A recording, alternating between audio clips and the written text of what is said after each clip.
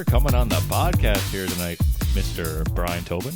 How are you? Not a problem. I mean, I'm doing okay. You know, I'm just starting up my own. Yeah. And then I find it hard now. Like, it's almost like I am a 90s celebrity coming back on tour, but no one wants me to be back on tour. I feel like I'm J-Lo, where it's just they're like, do you want to be a part of my documentary? It's like, no, I don't. Just tell them I'm on tour. And then she's sitting there like, nobody wants to be a part of my thing. It's like, because you weren't that big. Like, you had a couple of hits. So that's how I feel. It's like I'm sending out emails like, hey, do you think this person? No. And I'm just like, you didn't even take the time to read the email. I just sent it. Well, it's better. We don't even get no's. We just get no response at all. Lots of that, yeah. Lots of ghosting. Yeah, and I've been told that. Like, I've been told by my friends, like, as soon as I'll post something on, like, Facebook, I'm like, another rejection. Don't think, what's it, like, Beetlejuice? It's like, don't think Michael Keaton's coming on. He's like, how did you even get him to respond? I'm like, A, is not actually Michael Keaton that responds. Yeah. And B, is just, it's their PR team. But it's like 10:06 sent, and then, like, 10:10, I'm just like, buddy, I can't even read my own message that fast. It's like, it's almost like they just look up, is Michael Keaton? No. And I'm just like, but you didn't know. I'm like, okay, but what about if I'm dead? No. I'm like, okay, never mind. That's the hardest part, though, of doing it. It's hard. Of doing it all yourself, right? You're the one got to make the effort and throw those fish lines out there, and hopefully someone says yes, and you get them to come on, right? I feel like we all have to find our own hidden talent and then do podcasting on the side. Like we feel like you got to find something. Like I was thinking about it the other day, and I'm like, man, I should do like the Logan Paul approach, where it's just like, do something else, become a really good wrestler, and then make it to WWE, have a title run or so, and then do my podcast. And then people are like, why did you give up wrestling? I'm just like, I didn't ever want to be a wrestler. I want to be a podcaster. This is the only way to be successful. Gotta become popular in a different way. Yeah, you gotta have a few extra aces in the back pocket, right? Oh yeah, man. Yeah, just like you retire from the NFL or something at like 35, and they're like, you had so much. I'm just like, this was never my interest. I'm like, I just wanted you guys to know that I had a podcast. Like, well, why didn't you just work really hard at that? I'm like, I did. No one paid attention, so I had to go over and spend the last 5 years of my life, never spoke to my nieces, my nephews, had to become a pro football player, and now you guys notice me. Yeah, no, it seems like it's tough, man. For the celebrities, it's like so easy. You just jump in, and all of a sudden you got all the best A-list celebrities on your podcast and shit like that. But on the ground floor, it's so hard. You know what I mean? Oh yeah, you got to fight through 10 people. Yeah, it's like, what's it? Demi Lovato I think it's Demi. He came out with a podcast and she's just talking about child actors. Now, I could be dead wrong on that one, but it's like I looked at her first couple of episodes. I think it's premiering on Hulu or whatever. So Demi, I just gave you a plug. But anyway, it's just it's like Raven Simone is on, and I'm just like, dude, I've asked for Raven for 4 years. She probably just called up Raven on a goddamn given Sunday morning and Raven, yeah. It's like, podcast, you in? Gotcha, babe. And I'm like, okay, I can't do that with anyone. Maybe Rick Campanelli, but even Rick Campanelli, every now and again, I'm sure he's like, Tobin, just leave me alone. I got kids. And it's I got all right. But yeah, but Rick is a good guy though. He was on our podcast as well, and he. I seen that. I seen you talked about Woodstock '99. And I'm just like, oof. I'm like, that's a good conversation. Yeah. Because mostly mine is just they're like. I think I've talked to Rick twice where it was just about his career. I don't know if I got into Woodstock just because, again, I'm only 8 when Woodstock happens, right? When that one did. So it's like I've seen it on TV, but I think the aftermath was more. Yeah, he did talk a little bit about the aftermath, but I mean, I'm 8, so I'm just just show me some more Backstreet Boys. I don't want to. I don't want to see people getting stretchered out. Yeah, it's just it's like Woodstock '99 was a brutal idea, bad idea, and I think even Ed the Sock was like, yeah, shit, and I was just that's great, but I'm just I wasn't really paying attention. I'm just next video was Backstreet Boys. I'm like, and the world is good again. Everything is awesome. Yeah. He was always the one go-to for those Backstreet Boys and NSYNC. Yeah, it's videos. funny too. Yeah. Because I don't think I'm sure he's a fan in a way, but I think he's more of a metal or whatever, say rock and roll guy or whatever. Then you get stuck with the boy bands, which is it's funny and makes it interesting, really. Yeah. I feel like with his story though, it's interesting because you can't do that these days. I've said now, when I was growing up and I wanted to become like, because you're watching them on TV and you're like, this is like the best thing in the world to do. And it's in Toronto, and then they had like their own Much Music Video Awards, and like, man, I'd love to do this. And like you see the evolution of broadcasting, or just like journalism, I guess, and all is changing. So it's like, that's not even a criteria anymore. I was like in high school, and then they were changing it to like showing you dramas and less music. And I was like, my career is slowly going away. And then it's like, you finish sports journalism, and it was just like, next minute I turn on like Hockey Night in Canada, and they're like PK Subban and Bieksa and all these guys. I'm just like, all right, I'm fucked. Yeah. Yeah. Even when they had Strombolopoulos in there too, it's like, well, oh damn. That was a good pivot for him too, to go from. I thought it was cool, yeah. Yeah. Yeah, but like even Strombo to the expense of like, I feel like with Strombo, it was like, okay, we got a guy who likes hockey. He's not a Toronto fan. Doesn't matter that he's not a Toronto fan, but like people will just be like, well, he's not a Toronto fan, so he's not pro Toronto. It's like, okay, but he's still Toronto TV. Right. And then plus it's just like, it's more of he's done interviews. He's interviewed more than just athletes. So, and it's not like you're asking him to come in and give you a breakdown of hockey. You're just asking him to basically do what like a James Duthie or something would do. Is just do a hosting job, which he's done. And like, I thought it did well. I think we had him on and he basically said, like, he thinks it was just a bad time because Canadian teams weren't doing well, which is true. And it's just like the whole dynamic of what they wanted to do and what they said they were going to do, and then they didn't. And I was like, I didn't even mind George being on TV, to be honest with you. It's just like the shit that I didn't like is you have, I don't know, who was it, like Glenn Healy or whoever was trying to show you, like, this is how I would stand in net. And I'm just like, and then they show you a net and it's like, oh yeah, because I'm a complete idiot and I've never seen a hockey net or a hockey goalie before. Like, you know, or it's like, this is how I would shoot a puck. I'm like, oh my God, that's what I've been doing the whole time wrong. I haven't been shooting the guy. Like, shut up. Yeah. Like, I know how to shoot a puck. I don't need all these visual effects. Then you got Kiprios be like, I would corner hole him and do this and hook him. I'm just like, and that is why you're a broadcaster. Yeah. There was a lot of, I think, the whole dynamic of CBC Sports was changing too, because they got rid of Don Cherry and stuff like that. And I think there was just, no matter what they did after that, they were going to get some flack for whatever they were doing. Yeah, and there's growing pains, which makes it turn out like shit too, to a certain degree, right? Because you can have $1 bajillion, but if you kind of don't know what you're doing still, you still don't know what you're doing. You know what I mean? Like, they're just picking people that they thought would be cool personalities to put together. And it was okay, but like, I get what you're saying. Like, Healy drove me nuts, man. Yeah, like, never a fan of Glenn Healy. It's just there's some point in times that you'll go back on like YouTube and just look up old clips, and one of the funniest ones that I've actually showed my nephew, who's only like, I guess 10 or 11, but you know, he's looking at it and being like, why are you showing me a clip that's not hockey related, that's more broadcasting? I'm just like, but just look at it, just tell me if you can, you know, kind of sense where guys don't blend in or mesh. And I think it was like they were talking about what's his name now, that's like big mouth that I think he's still coaching Philadelphia. It's Tortorella. Tortorella. But it's like they were talking about how Tortorella had his say, and Elliot Friedman was like, we had our say as media. Like, we can dig at him, but he's allowed to dig at us. And then Healy is over there like, how dare you? Like looking at his face like, I can't stand you, Friedman. And I'm just like, he's not wrong. Like, if you're going to go after an NHL coach or anyone, they're allowed to come after you in the media. Yes. But like Healy was like, he's a piece of shit. Blah, blah, blah. I'm just like, who is Friedman? Or it's like, they both are. And I'm just like, relax. Like, there's times that it's like with Ron, and I think Ron tries his best to appeal to a younger audience, but I can't remember. Like, I'm sure there's going to be points of the season that you'll see it, but there was one that it was Bieksa, him, Bottrell on a panel, and there was something that Bieksa said. And he came back and said something, and then they panned right to Bottrell, and Bottrell's face was like, I don't agree with that. Like, she just kind of like looked like, what the fuck are we talking about? And I'm just like, yeah. I'm like, maybe don't cue to the girl or the female when you're talking about a female topic. Like, just let her have her say. Yeah. But the way they presented it was almost like, here's two males talking about a female's topic. And then she was like upset about it. I'm like, yeah, because neither one of you asked her. And she is supposed to be your female voice on this panel.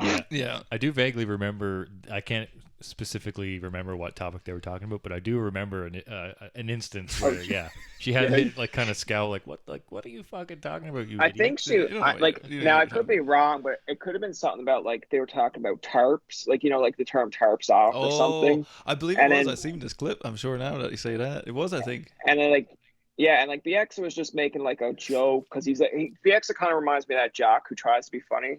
And then it's just like, okay, you might have 3 or 4 good jokes, but the rest of it, you're just overkilling. And then Ron was like trying to like be like, oh yeah, and I'm your class clown that like tags along the jock. And then like Bobchill is like kind of like the smart girl in the class who's almost like, can you guys just shut the hell up and just do what we're supposed to do here?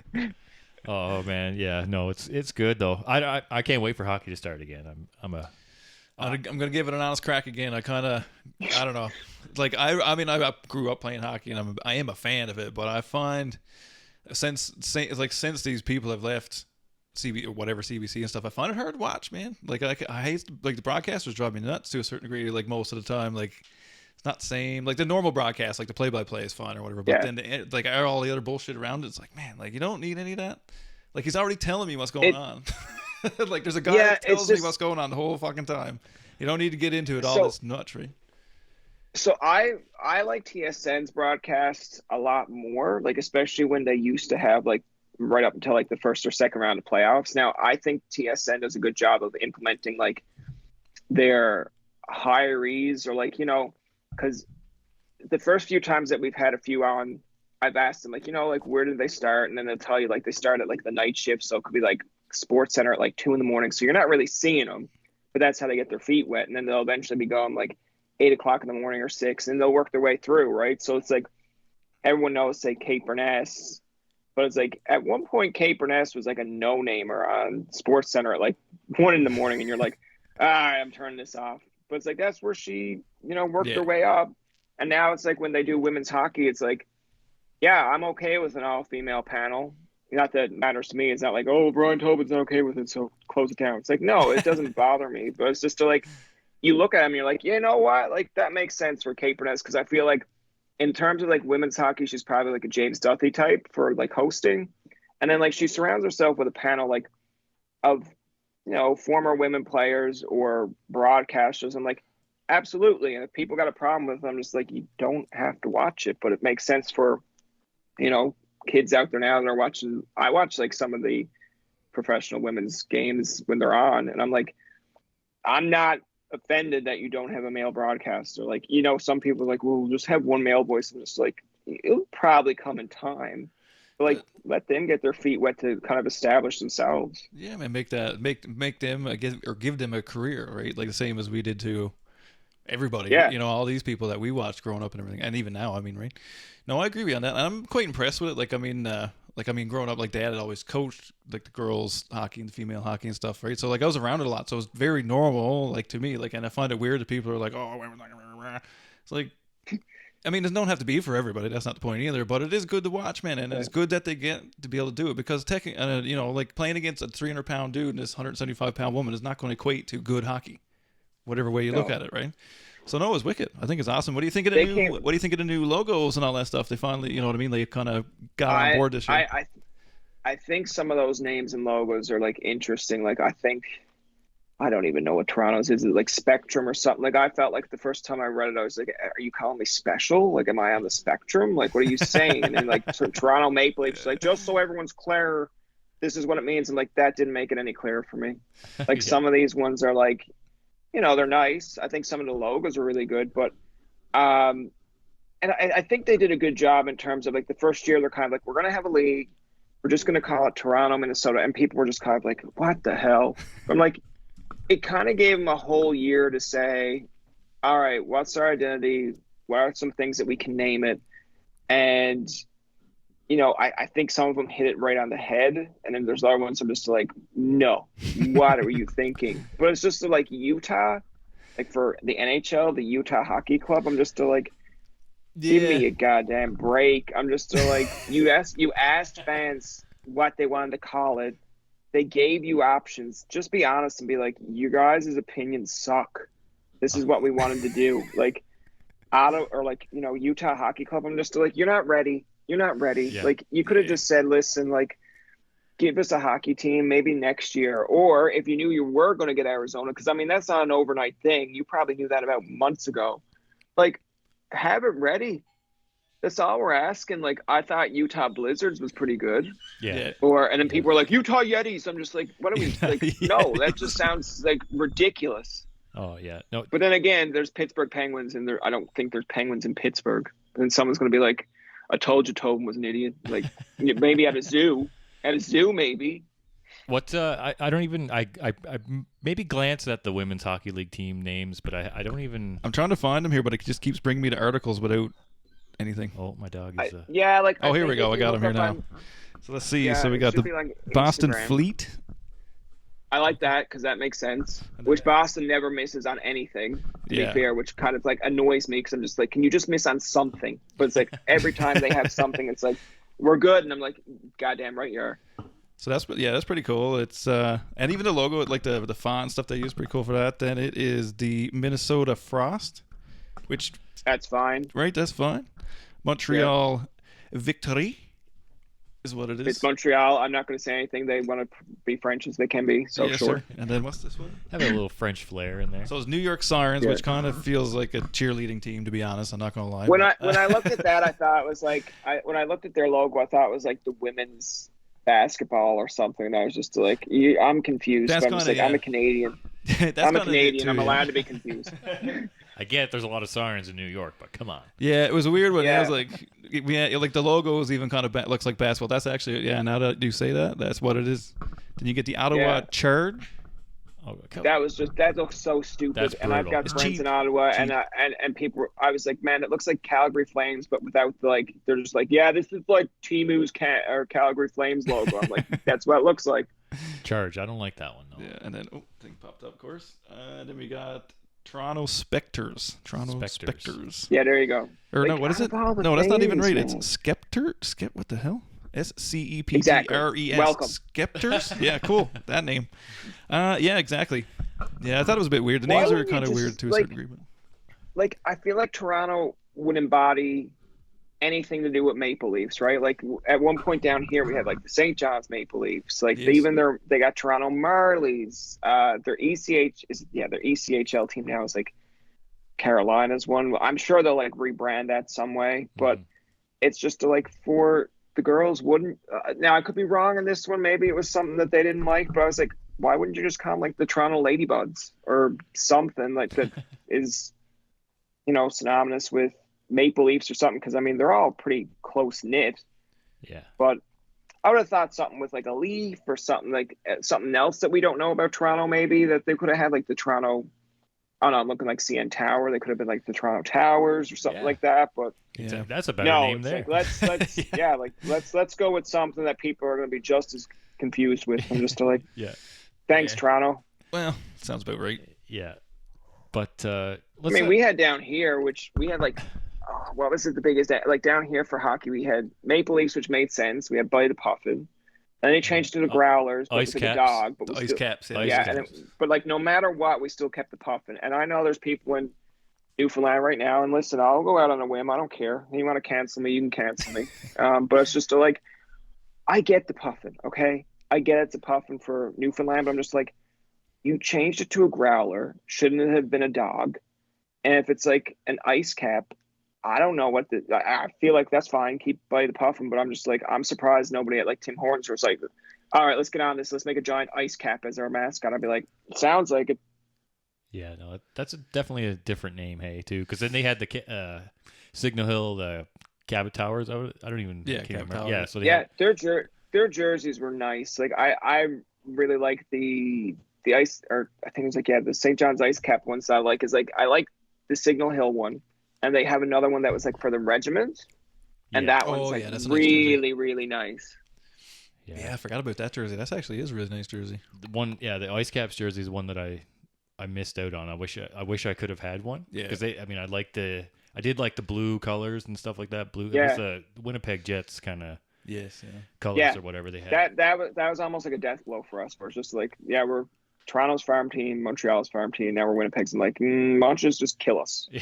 Like, just write us just kill us.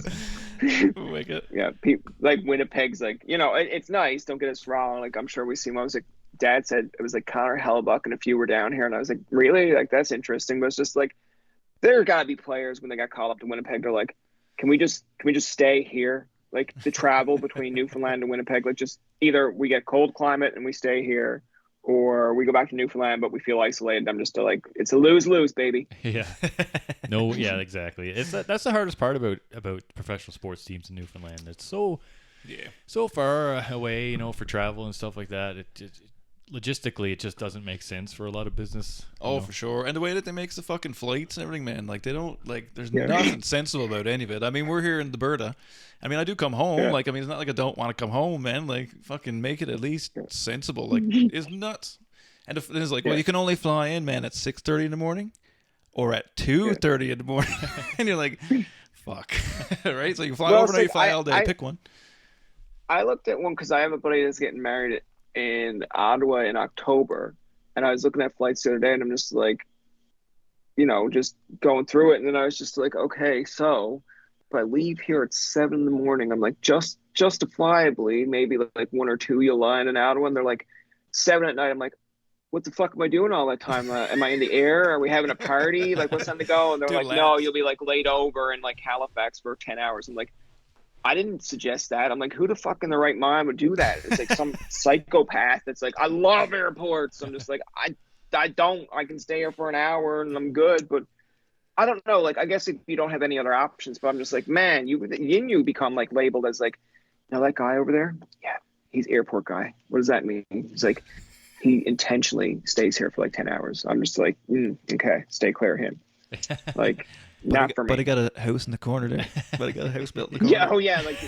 But he's just like, I call the construction. They'll be here in a couple hours. I'll have my house built. And like, I'm just like, buddy, I'm leaving in like 20 minutes. He'd be like, oh, well, next time you're here, stop by. I'd be like, at the airport? Yeah. And he would like, drop in Christmas time. I'll have something on for you. I'm just like, no, buddy, if I seize your house, I'm leaving. Yeah. Like, the guy who brings a sleeping bag everywhere.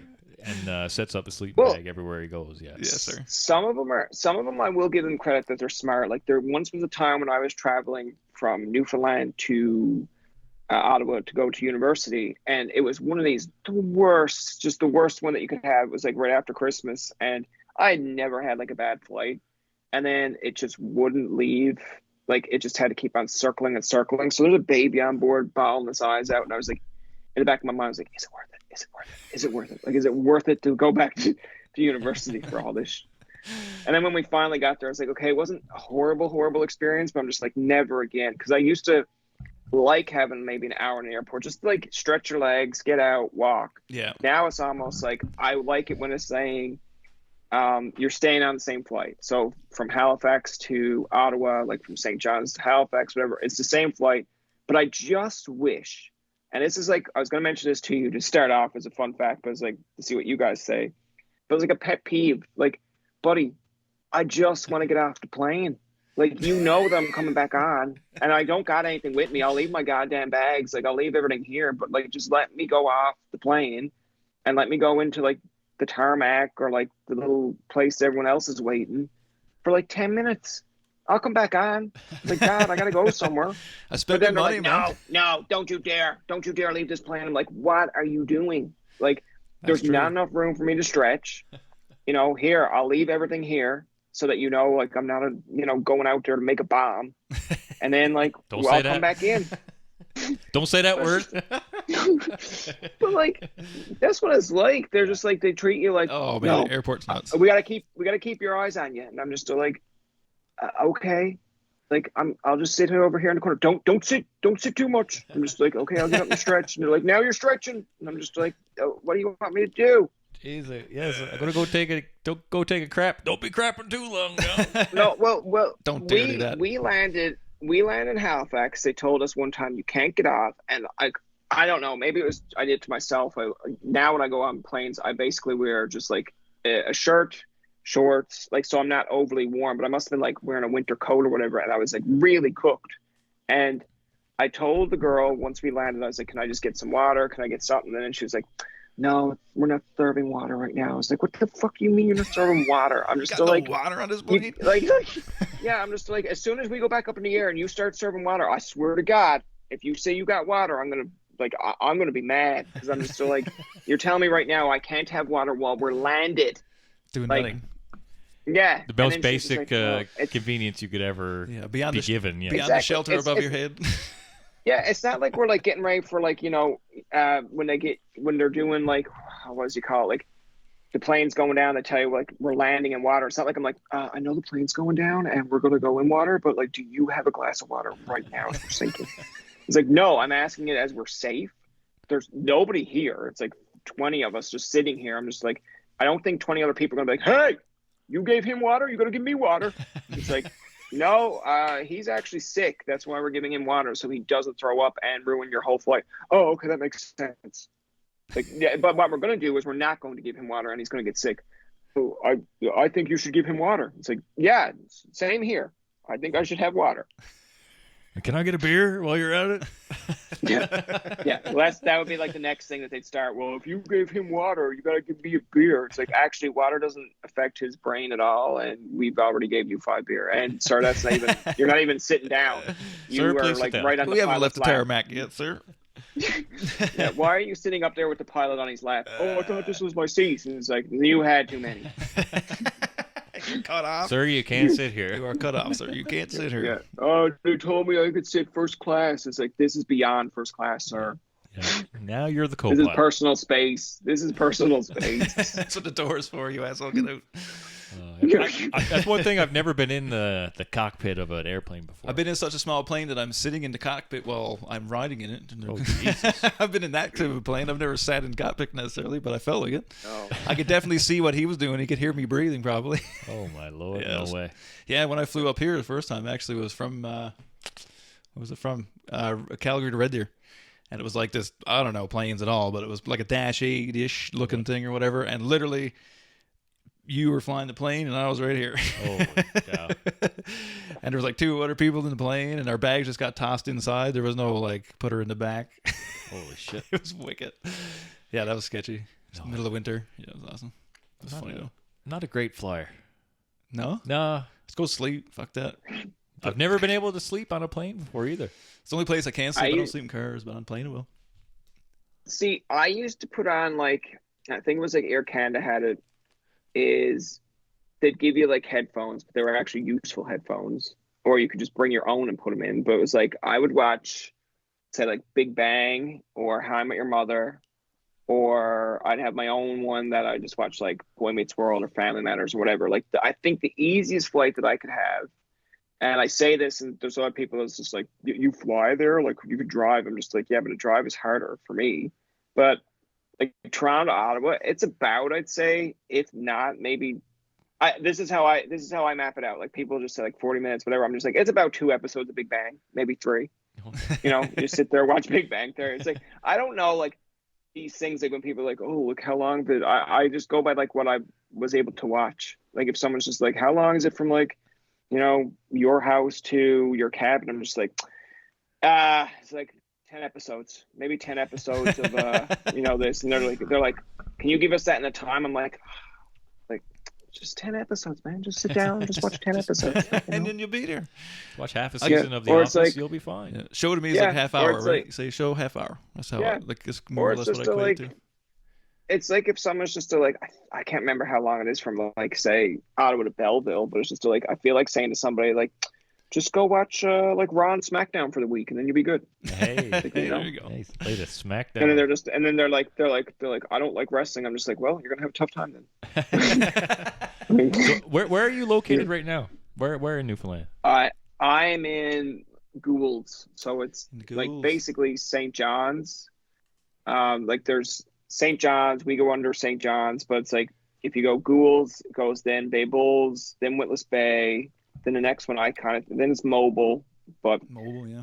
I think most times when people like, when I went to school in Ottawa, I told people like, yeah, I was from St. John's, and then they kind of left me alone. They're just like, oh, you're a Newfoundlander from St. John's, okay. But if I was like, I'm from the Gould's, it's like, where is your hick ass from? What'd you say? What'd you just say? Where the fuck are you from, buddy? Yeah. Well, that is like the toughest adjustment. I don't know, like I guess out west, because I'd say a lot more Newfoundlanders are out west than anywhere else. There's probably more Newfoundlanders out west than there are in Newfoundland. Pretty much. But it's like I felt like for the first whole year in Ottawa, I would go to class, I would ask somebody, and like you're just 20 odd, so you don't really think about it. I was like, "What are you?" And they were just like, "What?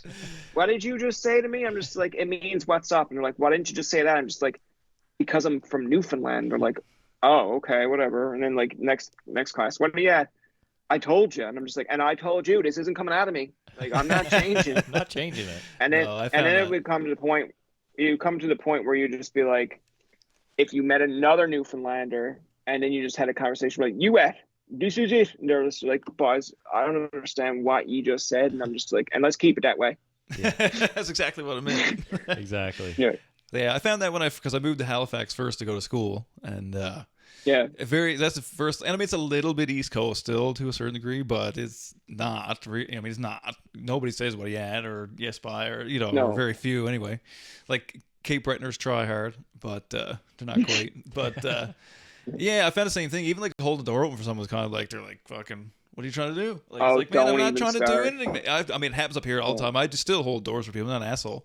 But I do get some funny looks, man. People look at you like you're going to steal their shit. Like one lady wouldn't go through the door. She mowed it off to me. And I was like, I'm just trying to be nice, man. Like, I didn't want the door to smash in the face on the way through. Like, chill out. Like, holy Christ. I wasn't trying to steal your purse. Your example of that is, like, spot on because, like, I would see people run from the bus to get into the building, and then I would hold the door open, and then they just kind of slowly start, like they're jogging, like they're trucking it, and then they just kind of stop, and then it feels awkward because then they pick up their pace again, and I'm just like, motherfuck, like now I made you run more, and then when they get to the door, you feel like you got to apologize, and you're like, sorry, I didn't know you were going to take your own fucking goddamn time. Like, I remember there was one class that this guy, like, we had conflicting schedules for one of our because when it comes to like the end of the year around December, like you got projects and assignments to do. So you're kind of beat out. You probably don't go to all your classes. And both of us had this paper due. And I was like, okay, well, I got a break in between classes, Jay. Like, I'm going to go pass this in. Do you want me to pass yours in? And then he kind of like took it out of his book bag and held it in front of me, like as if it was like some kind of ransom note. And I was just all like, Jay, like I can hand it in. He's like, but why do you want to hand mine? And I'm like, motherfucker, like I just told you, like we're not going to make it on time. Like you clearly have class, I don't. And then I had to take mine out to show him that mine was done. And he still didn't like trust me enough. I'm like, okay, fuck it, fine. He's like, I'm just going to email the prof. I'm like, all right, like I didn't, because if you start getting more offended, there's like, you don't trust me. You don't like after like 30 to fucking 40 days of knowing me. And it's just, they're like, no, I'll email the prof, like, hey, fuck it, do what you got to do. And I'm just like, I'm just going to go pass it in. And it's like almost like he's going to call your bluff. Yeah. And then he like started watching me walk away. And then he's like, so are you going to pass mine in? And I'm just like, I just told you I couldn't. He's like, nah, I'm going to email the prof. I'm just like, I'm not playing this game. I'm like, okay, see you, Jay. See you, man. I'm just going to pass mine in. But it's just like, why would you then second guess it where if someone shows you their project is done and they're just trying to be helpful? But I feel like poor Ontario, man, like they just probably don't get help. You know? No, man, that's the worst spot because I was working there off and on for a bit and stuff. And yeah, that was the weirdest place for that stuff because it's like nobody's paying attention to anybody. Nobody, I mean, everybody just, well, now it's head down. At the time, it was kind of straightforward, but yeah, it was weird, man, that way. Like, nobody's looking out for anybody. Like, there's none of that. I've spent, like, nobody. It's so funny because, like, I would love to just travel around, like, certain parts of Canada. Like, I think, like, what's his name? Johnny Harris does it for, like, certain things for his show. But it's just, like, he just goes to, like, the little small communities. But I'm just, like, I find going from Newfoundland to Ottawa was adjustment. But nothing compared to like going to Ottawa to Toronto because I'm like, okay, I've spent so many years in Ottawa. I've kind of contained like this Ottawa or mainland like do's and don'ts. Like you have your own list of like, do be friendly, don't be Newfoundland friendly. It's just like, okay. So then I go to Toronto and I'm lost and I asked someone, where's Global Toronto? And Buddy just went like, boom, and just pointed at me. And I was like, that didn't help me at all. But I guess in his mind, he's like, he probably went home with his wife. He's like, I did something very helpful today. I pointed the guy in the direction where he was to. And she was like, don't you ever do that again. He's like, okay, I got you. But I'm just like, it wasn't very helpful at all. No. It's too big, man. There's too many people in one spot there. That's out of control, man. Yeah, it doesn't have that sense of community small town Newfoundland. No. Oh, God, no. Well, the small town Newfoundland, I find it can be very cliquish, like to the point where it's just like, you can go to a store or, you want us to sign up for a certain sport to like be a coach or whatever. And it's just like, who do I contact? And it's like, they'll give you the person's last name. And it's just like, buddy, there's like 50 of those here. And it's just like, they're all probably related. Or worse, it's just like, yeah, you don't want to talk to his brother and him don't get along. I'm just like, okay. But I'm just like, so who do I contact? It's like, contact him first. And if you don't respond, contact his brother. I'm like, I feel like I'm getting inside a family like warfare, man. I'm in the middle of this argument suddenly. Yeah. Oh, yeah. It's just like, did you talk to Stan? It's like, I did. It's like, I told you not to talk to Stan. That's my brother and I hate him. I'm just like, buddy, all I want us to do is just figure out what I need to do to move further in this program. That's it. And neither one of you responded, so both of you are probably stupid. Like, you're about like Oasis here. I feel like small town can also be like, even say some, like with your podcast, people are like, oh, what's he going doing that for? Like, what's he doing that for? Everybody thinks you're silly for doing anything that's modern, as people would say, right? Like, it's right silly. So how was that for you when you've been doing this for a while now with your podcast and stuff like that? Like, when did it start, and like how was the reception around like your group and your town and stuff? Oh, they told me they basically wanted to like get me out with pitchforks. they're like expel them. I've done this now, I'd say since 2019 or 20. It's definitely 20. It's like 2017 maybe, around those dates. Yeah. I know that's like the backstory of it was, at Carleton, I wanted to get involved in the radio program, but like it was volunteer and they wouldn't give you really a time slot. And then I seen kids that were in journalism and they were getting like, free range. And I was like, okay. I was like, I guess I just got to work my way up. Like, my brother was pretty grounded in terms of like, cause I lived with my brother and he would tell you like, Bryan, like, you're not getting the Tonight Show as a 20-year-old, like just calm the goddamn down. And I was just like, okay. So I felt like, okay, I got to work my way up. And then I went to, where did I go from there? Oh, Loyalist, to do sports journalism. Because I wasn't involved in like news stuff. There was no really like music program for journalism.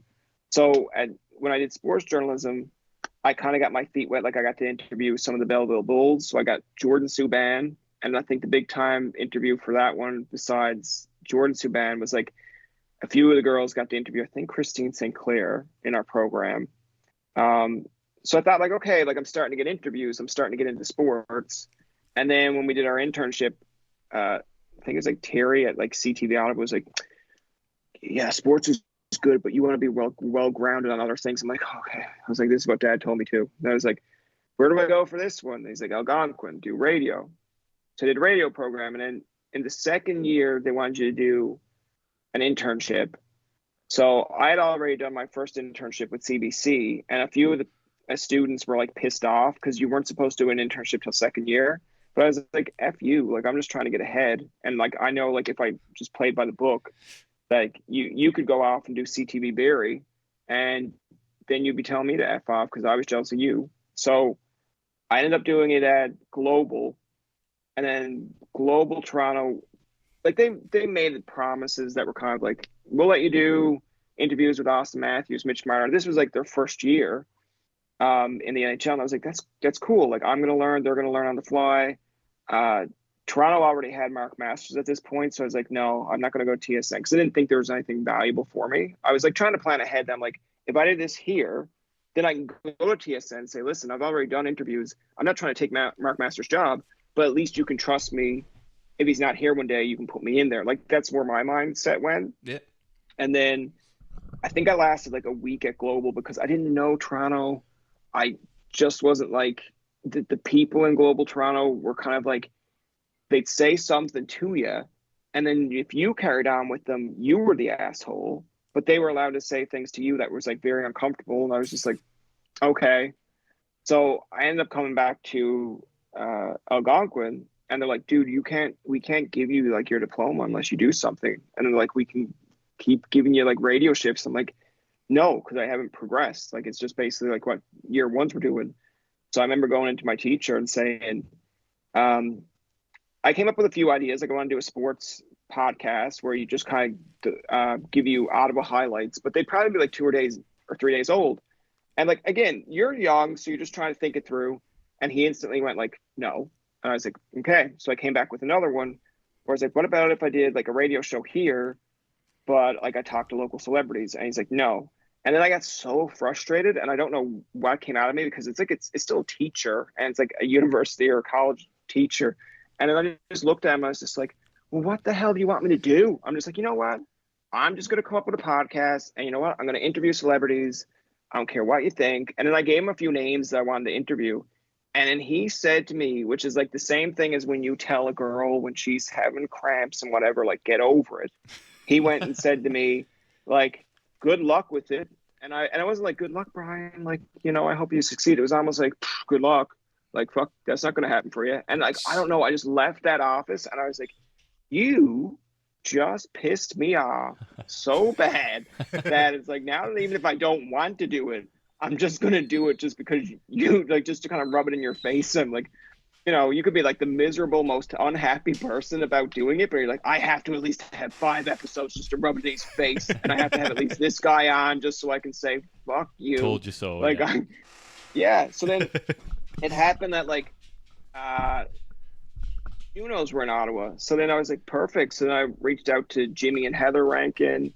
I reached out to the Arkells, and I didn't expect much response. I think Jimmy's wife is his PR, and she came back and she's like, how many episodes you get done? I'm like, oh, here we go. Here's the killer. They're going to like, I'm not going to get anything done because they're going to look for like, you know, material. Yeah. And then I said, no, he would be the first one, blah, blah, blah. And then she came back and was like, he'd love to do it. And then when I had him for the first time, I was late to my own goddamn first interview.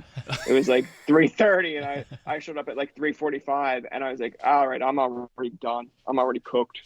And then he was still on the line. I was like, oh, hey, Jimmy. And he was just like, hey, man. And he's like, I was just getting in. And I'm like, so wait, you were 15 minutes fucking like my interview? And I was just like, but Wicked. Yeah, like it's gone well over time, but there are definitely points and times, like, I mean, you probably feel this at times too, is like, you think you're on a road, you start to get a high point. Like I think we had like Bob Saget on, John Stamos, and I was like, okay, good. Now we've got some names. Now I can use those names to get more acts on.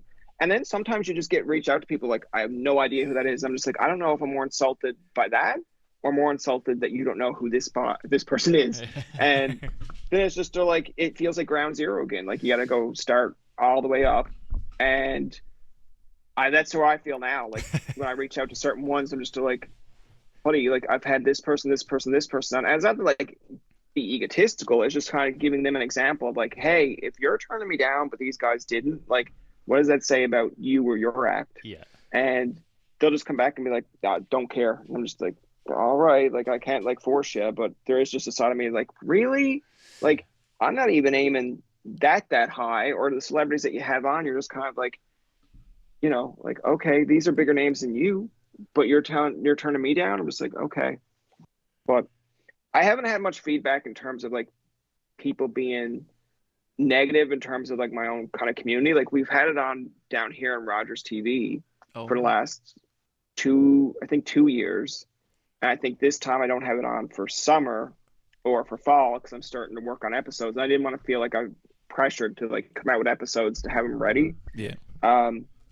But yeah, like it's slow growth. And I think that's a lot of times that like younger people, when they start podcasts, like unless you get known for like 2 words, Haktua or whatever, and then you become world famous. It's like a lot of people just like look at that stuff and they're like, man, I'm going to have a podcast. It's going to be successful overnight. I'm just like, dude, I've been doing this for like 6 or 7 years. And sometimes it feels like you've hit your stride.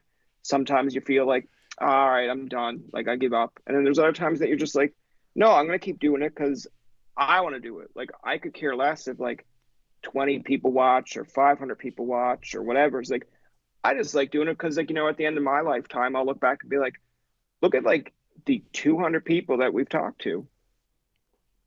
Yeah, I think that's what I like about it. It's like the potential future me saying, shit, we did that, right? Like we went out of our way, we fucking did that we reached out, we got, we're doing it all ourselves as Wicked. Like it's something, you know what I mean? It feels good, even if it's not listened to by thousands or millions of people or whatever whatever you're looking for, you know what I mean?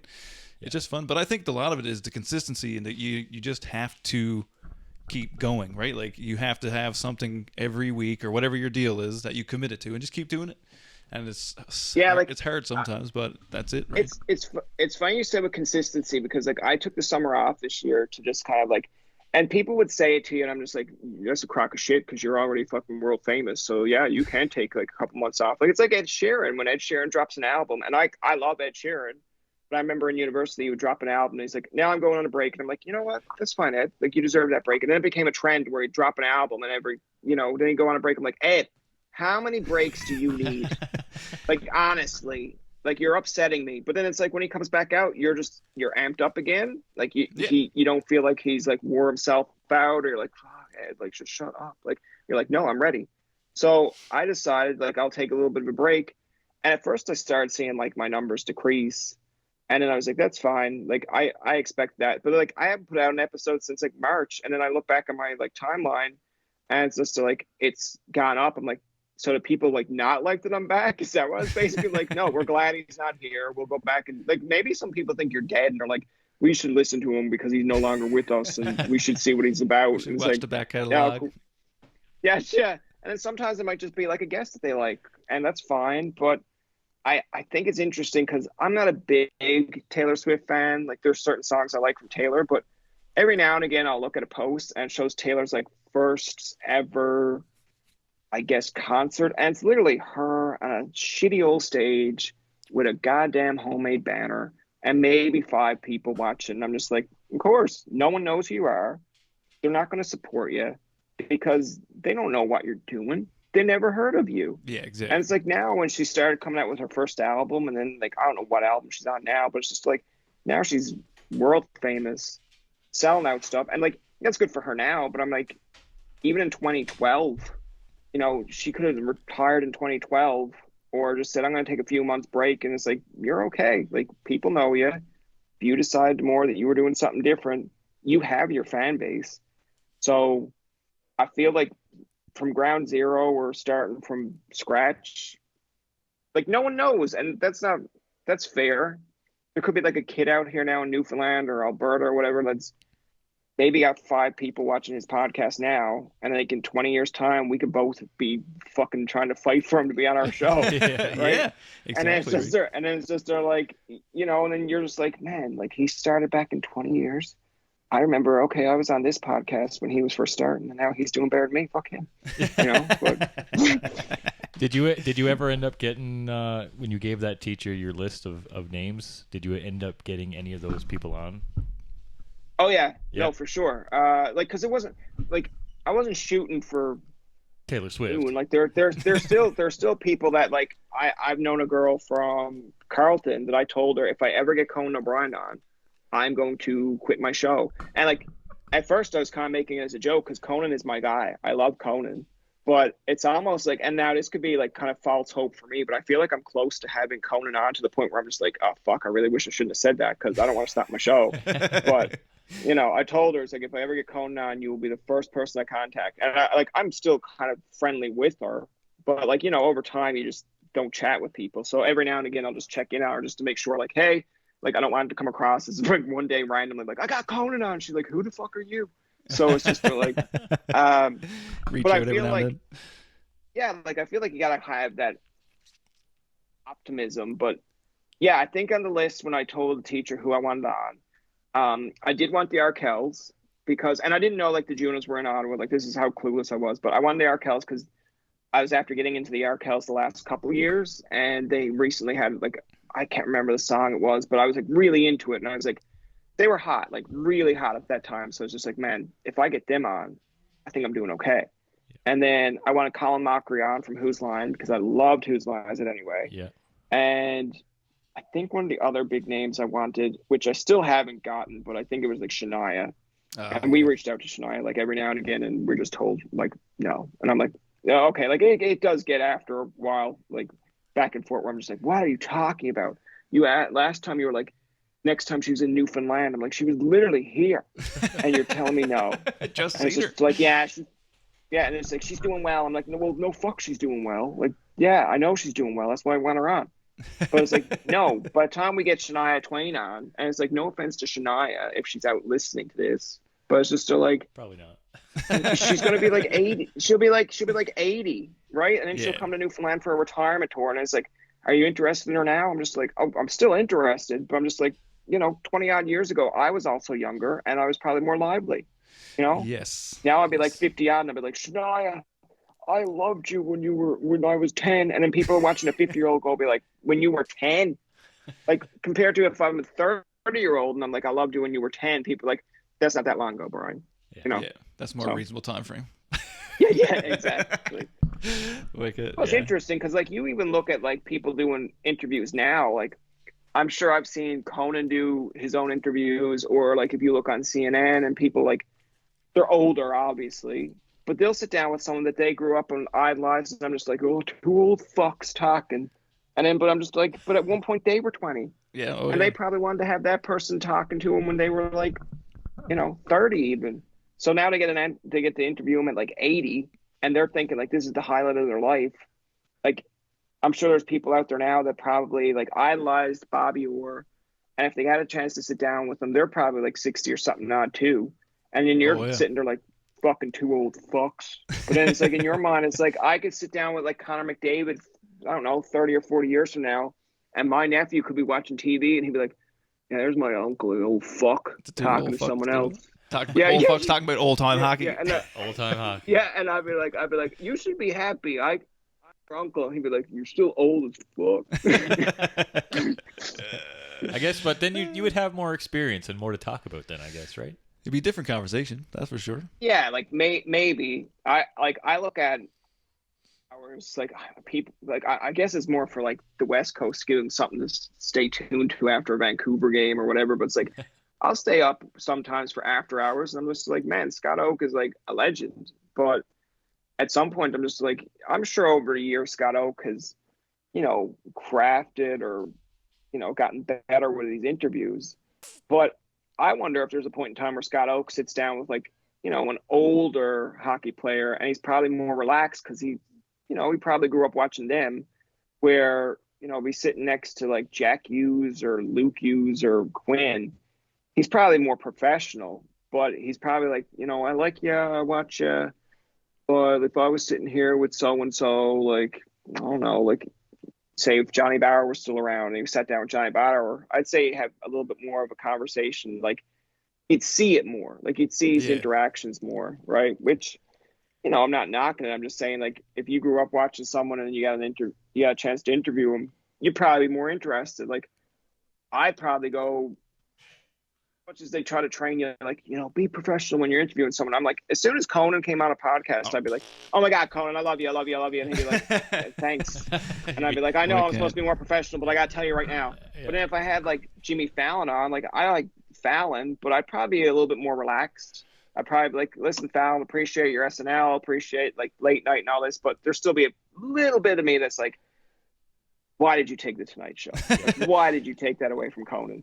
Like, Yeah. That was a huge controversy, when that kind of flip-flop. I was really into like the late night shows at that point too, because Jay Leno comes back. There was a lot of good ones at that point too, like right at the cusp of like that transition. Like Leno was going out or what, transition to his next thing or whatever. But like Craig Kilborn had a really good show, and there was a couple like really good shows. Like even what's his name from out of Toronto there, he was really good. That used to be on ITV. Not Mike Bullard. Mike Bullard, yeah, like that was pretty good for Canadian television kind of thing. That was pretty cool. Like, here's my philosophy, and I could be wrong on this, but I've mentioned this to a few friends at that time frame. Now, again, it might be a little bit mixed up, but I'm just like, when someone says if you go back in time and you change one little small thing, how it can impact like the rest of your life. Like if you, like, I don't know, in movies it's like, oh, I didn't pick up a quarter, and it's like somehow, a piano falls on someone because you didn't pick up a quarter. I'm like, how did that affect that? It's like, well, no, if you picked up the quarter, they looked at you and then they seen, I'm like, okay.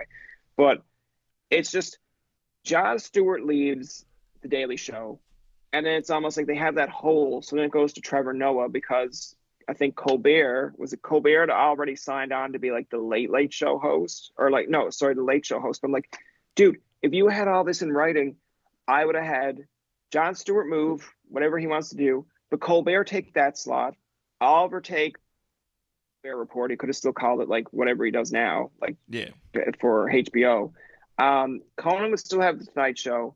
Late night you could have still had with Jimmy Fallon, because that's still a relatively young lineup right there. CBS, I think when Letterman went, they should have gave it to Ferguson, but I guess Ferguson was like, I guess the same way that like about the Tonight Show, it's like I'm comfortable with my later audience. Yeah. And Ferguson was probably like, no, I don't want that. But I'm just like, dude, you would have a younger time slot move with you.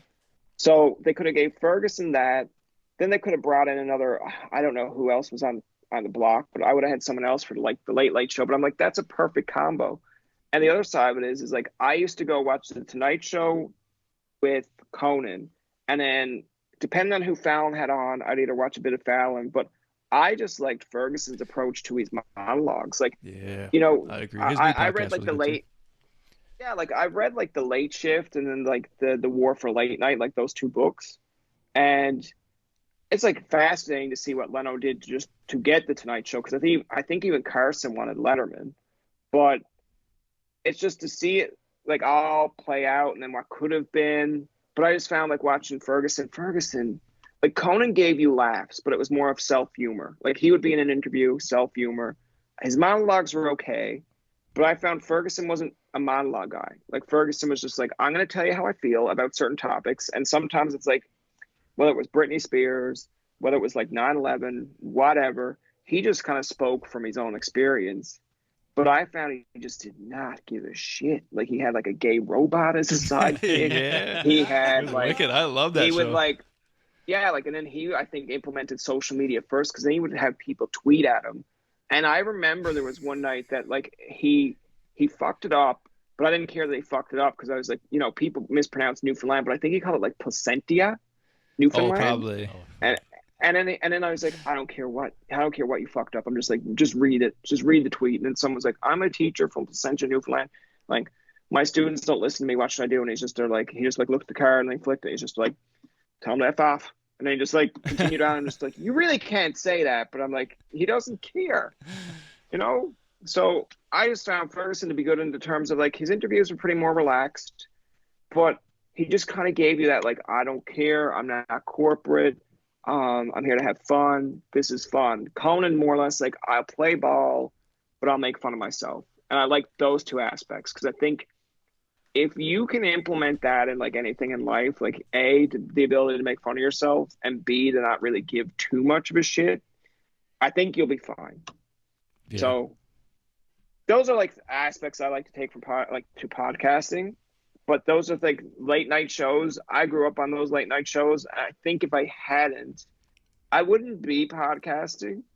And then, you know, then you had SNL. SNL would make sketches. Like they had, for years, SNL had like such a good cast. And then they lost a lot in one season, which is kind of like a crucial blow.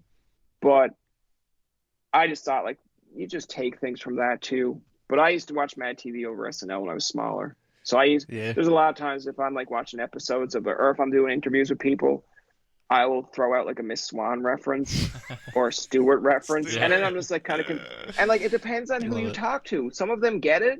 And some of them just think like you're just not there. What you just say?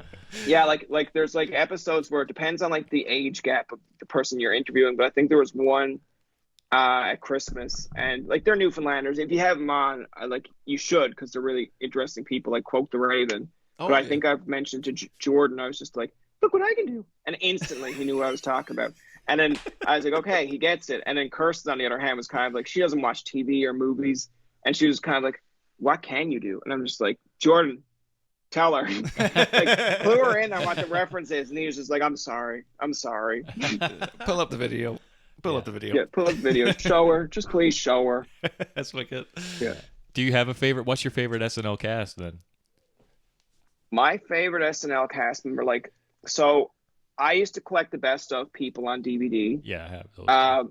now I have two older brothers, so obviously I have stuff from like the 90s when I was probably too young to watch it. So like I love Adam Sandler, I love Farley, but for me, my favorite one, just based on like, I guess range, is it's a tough one. Like I like Sudeikis and I like Bill Hader, right? Hader's good. Yeah. And yeah, like because Hader can play Stefan, he can play somewhat serious roles. Sudeikis, I think, can play like serious stuff, but he'll give you a good sketch, but he doesn't laugh at it, right? Like I look back at Fallon stuff, and I'm just still like, I don't find it that funny. And then Fallon's like cracking up, and I'm just like, you find it funny? Like who wrote this? Like there's one that I think they had the other.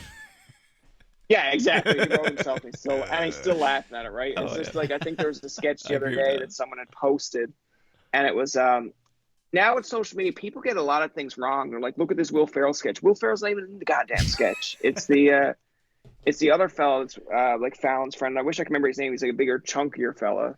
And Horatio he's going into this.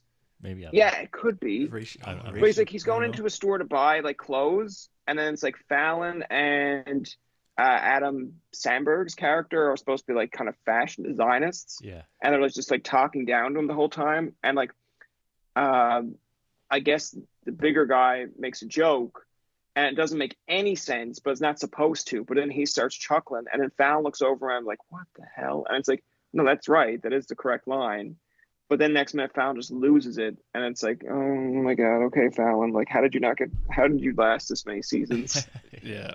Yeah, he was bad for that. Yeah. Really bad. Probably, yeah, that's definitely my favorite. I like Sandler's probably my favorite. Farley, David Spade, that's Tim Robbins, that crew. Yeah.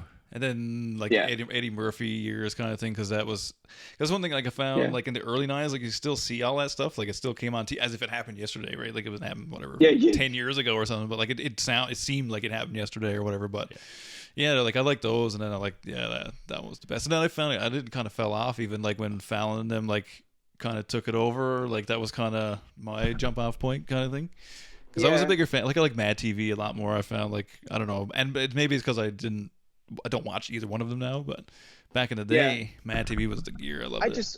I just think like for me, I had more access to Mad TV because it was like it would come on earlier and you'd see it more often. But it was just like you would turn in, you'd be like, okay, Stewart's a character, Miss Swan's a character. They had like one that I will still reference to this day, where they had like all the female characters doing. Milan, is it like Milan Rouge? Yeah, and then it's just like it's like I can't remember the girl's name, but all she basically does is like oh yeah, she just laughs at everything or whatever. If I swear to God, if I go down that road after this interview, where it's just like you go down YouTube and watch that for the next 3 days, I'll be out on the street walking a dog, and someone's just it'd be my neighbor, and it'd be like, "What are you at, Brian?" I'd be like, "Nothing." And they'd be like, "You okay?" And I'd be like, "Yeah, totally." But like, yeah, and then I thought that was like the funniest thing in the world. And then you turn on like SNL, if you're lucky to watch it like that late at night, and you're just like, you're not doing like music parodies until like Sandberg and them came along, and then they were doing like, my brother loves it to this day, which I think is funny because every now and again I'll play it for him. But it's just still like the Lonely Islands one where it's like Michael Bolton. It's like Michael Bolton's a cinephile.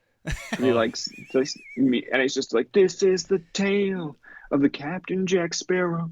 Yeah, and then you can hear like them in the background being like, "No, like that's not what we signed John for." I'm like, I love it. I love that he's making fun of himself. Yeah, but I just thought at the time, it's like, yeah, Michael Bolton, he's a famous singer. But then my brother was like, "Do you realize like Michael Bolton was like really big to the point that like you should be shocked that he would do this?" And I'm just like, why? He doesn't have a sense of humor. He's like, no, it was just like, he was that big. It's almost like if you had Michael Jackson making fun of himself on SNL. I'm like, oh, okay, gotcha. So more or less like, this is like once in a lifetime kind of rarity here. Okay, cool.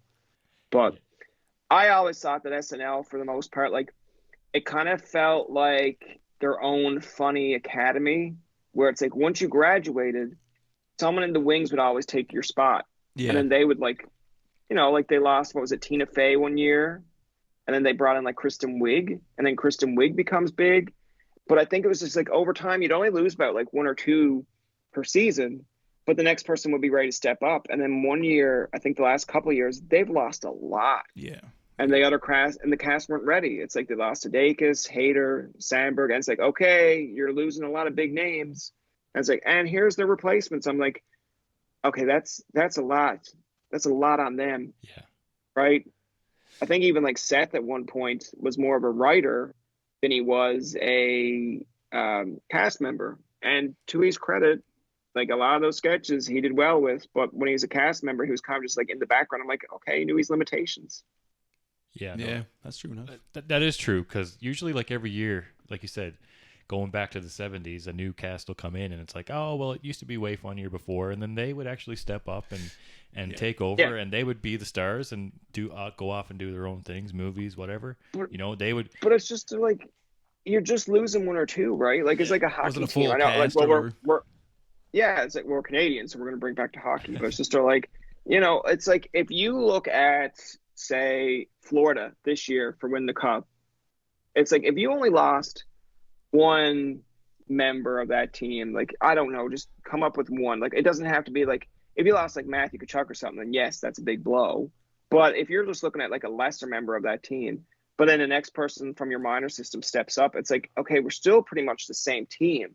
But now imagine losing like 9 or 10 of those guys, and then you expect the next people to come up to like be that person. Yeah. Like, it's like, oh, we lost Sam Bennett. It's like, okay, Bill DeMont or whatever you want to call it. It's like, you now have to be Sam Bennett. And people are like, well, we expect him to be Sam Bennett, and he's not Sam Bennett, so that's horrible. It's like, no, let him be his own person over time. Like, the only thing I think I watch SNL for now as much is, and like, they kind of gave themselves their own credit, is Colin and Michael.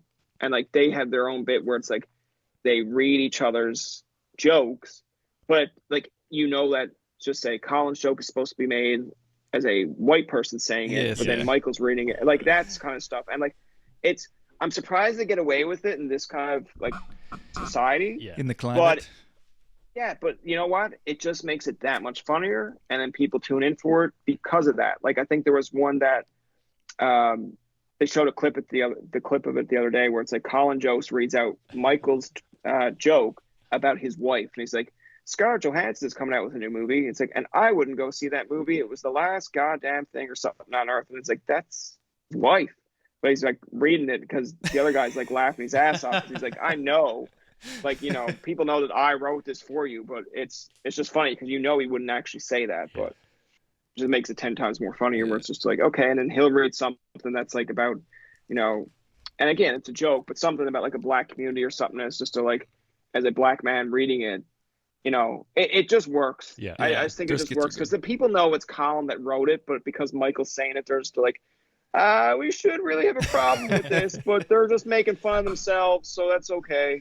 Yeah, if you can make anything self-deprecating, at least to a little bit anyway, you can get away with it. Like, that's a huge gateway to get past the controversial wall kind of thing. Is like, if you can make it a little bit self-deprecating in some way, everybody accepts that.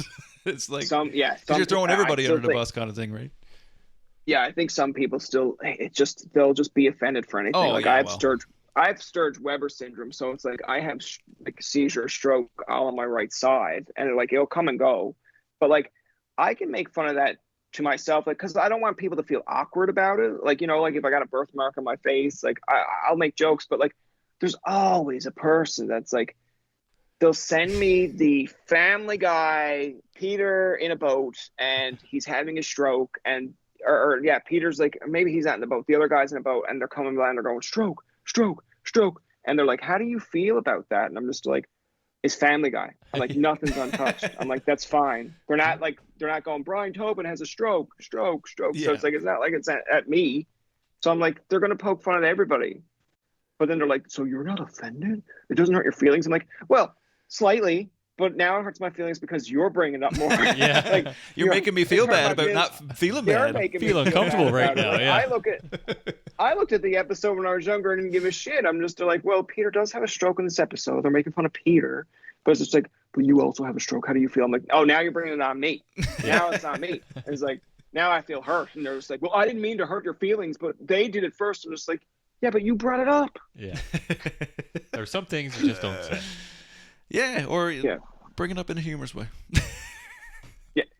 It's just like, well, it's funny because and we all do it, but it's just like, someone had posted, I think on like Facebook or Twitter. It's one of these pages that they'll post, images, but someone's like, why do you always feel the need when you see your buddy or something to be like, yeah, I saw your ex the other day. It's like, what do you want them to do? Jump and be like, does she miss me? Yeah. Does she want me back? How is she?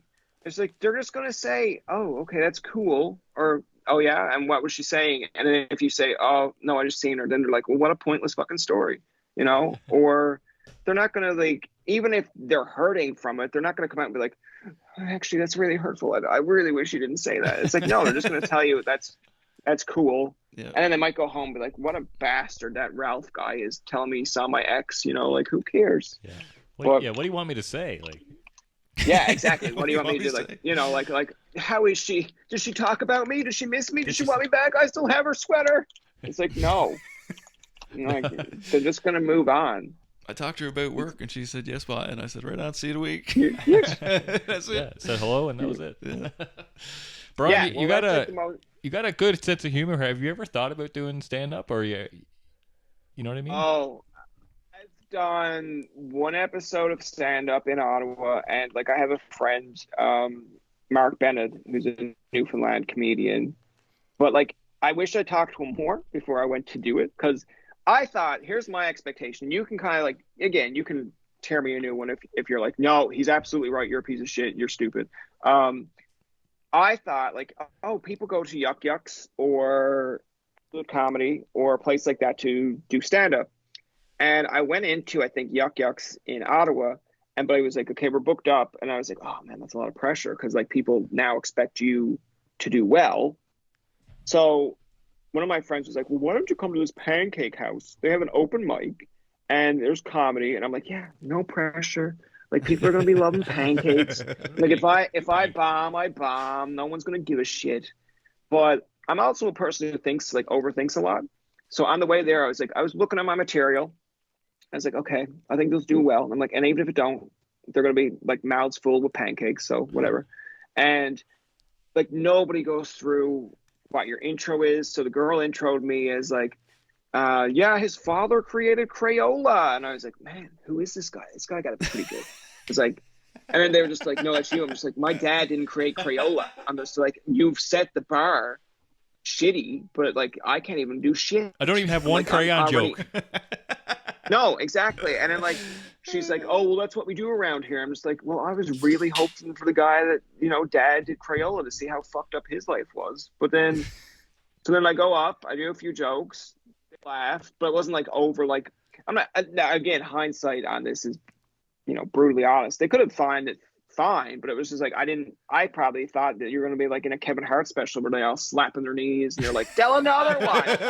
Right. And then, like, I was just there, like, you get a few chuckles, you get a few people, like, with their girlfriend or something, like, pointing at you and being like, like, that's a good one. And I'm like, okay, I'm doing okay. And then I just kind of, like, ended it, but I didn't really have, like, a whole tie-in one. And then they just kind of, like, they laughed, but it wasn't, like, the laughter from the beginning. So I was like, oh, fuck that.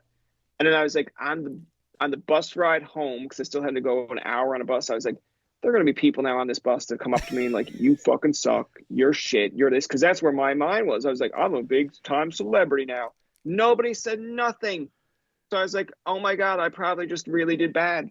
But then the other side of it is, like, that bus probably maybe had, like, 2 people from that pancake house going in the same direction. And they probably looked at you and was like, I don't want to talk to him. He's probably he's probably really funny and I got nothing to say to him. Like, that's just one aspect. The other aspect could probably be like, hey, he's probably working on material, blah, blah, blah.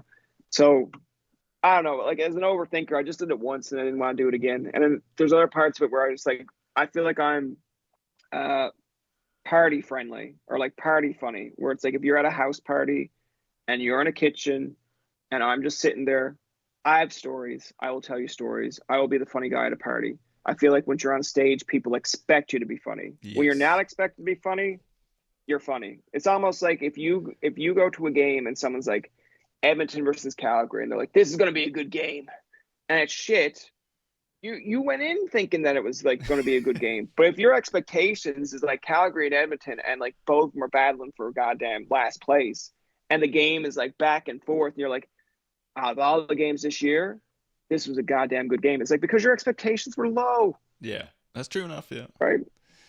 Yeah. It's like, I watched a game 2 years ago. It was Vancouver versus Arizona. And I gave my friend, I guess, my code for like, because they were up in, what was the Northern Peninsula of Newfoundland, whatever, Bradington or whatever. And they had nothing to watch. Oh yeah.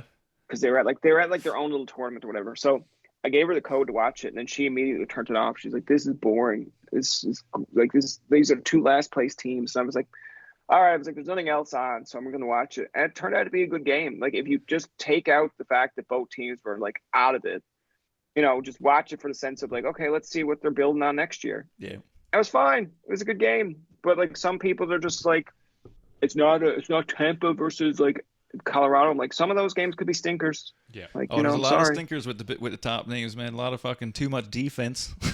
That's too much defense going on. But I mean, that's part of it. Like, that's the game. That's what makes it. That's what it is about all the games, especially like, I'm a huge fan of comedy. Like, I really want to try, but I'm in the same position. Like, I feel awkward about having to get up and be funny, because I feel like I'm only funny in the situation. Like, I can poke fun at the thing or whatever. Like, not just like get up and be funny or whatever. I don't know. It's different. The expectation. I got tons of jokes written down, but I don't know.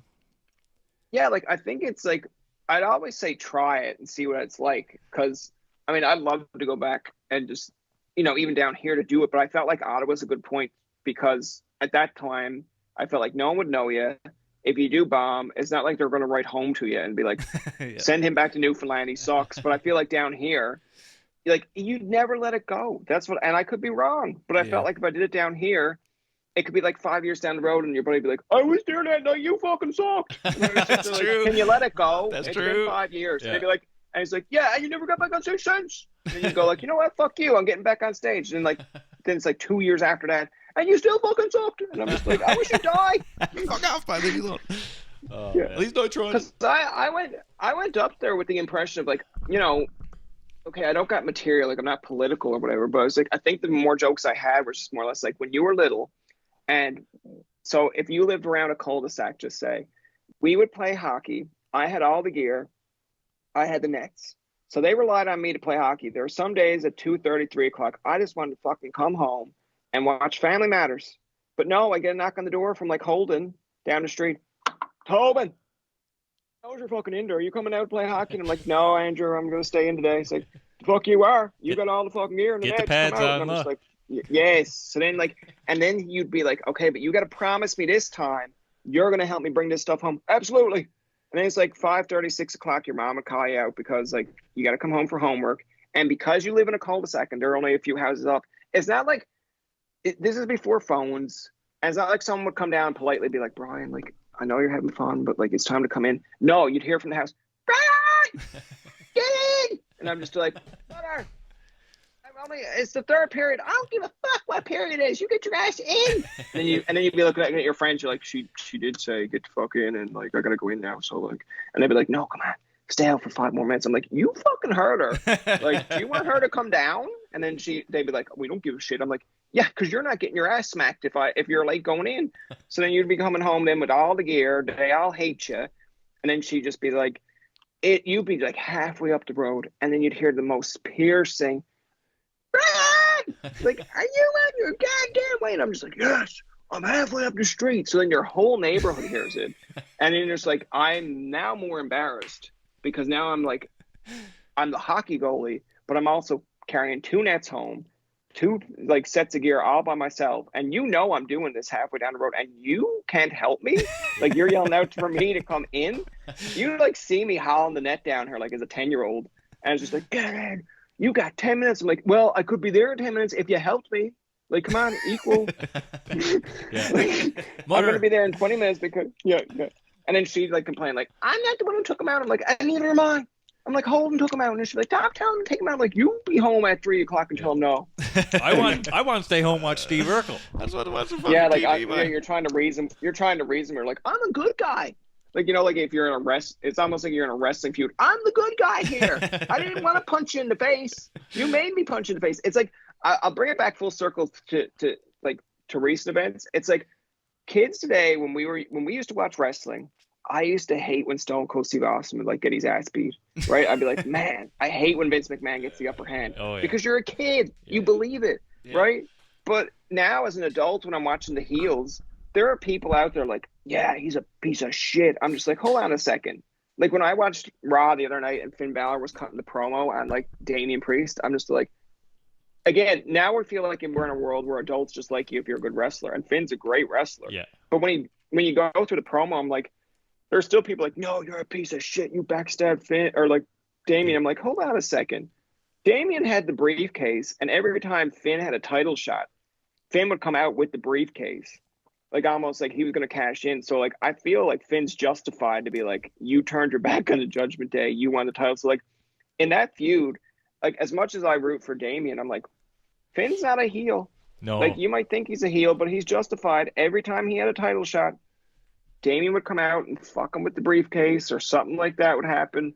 And like, you would be mad after a while, and especially if he then wins it and he gets a title shot. Yeah, I don't blame you, Finn, for coming out and like screwing him over. But people are like, oh, how would you betray him? I'm like, easy, go back and watch the footage. Exactly. That's a feud that's kind of been brewing on the back burner for a while. So Finn is due for his championship run again. He got screwed over the first time. He got the Universal title.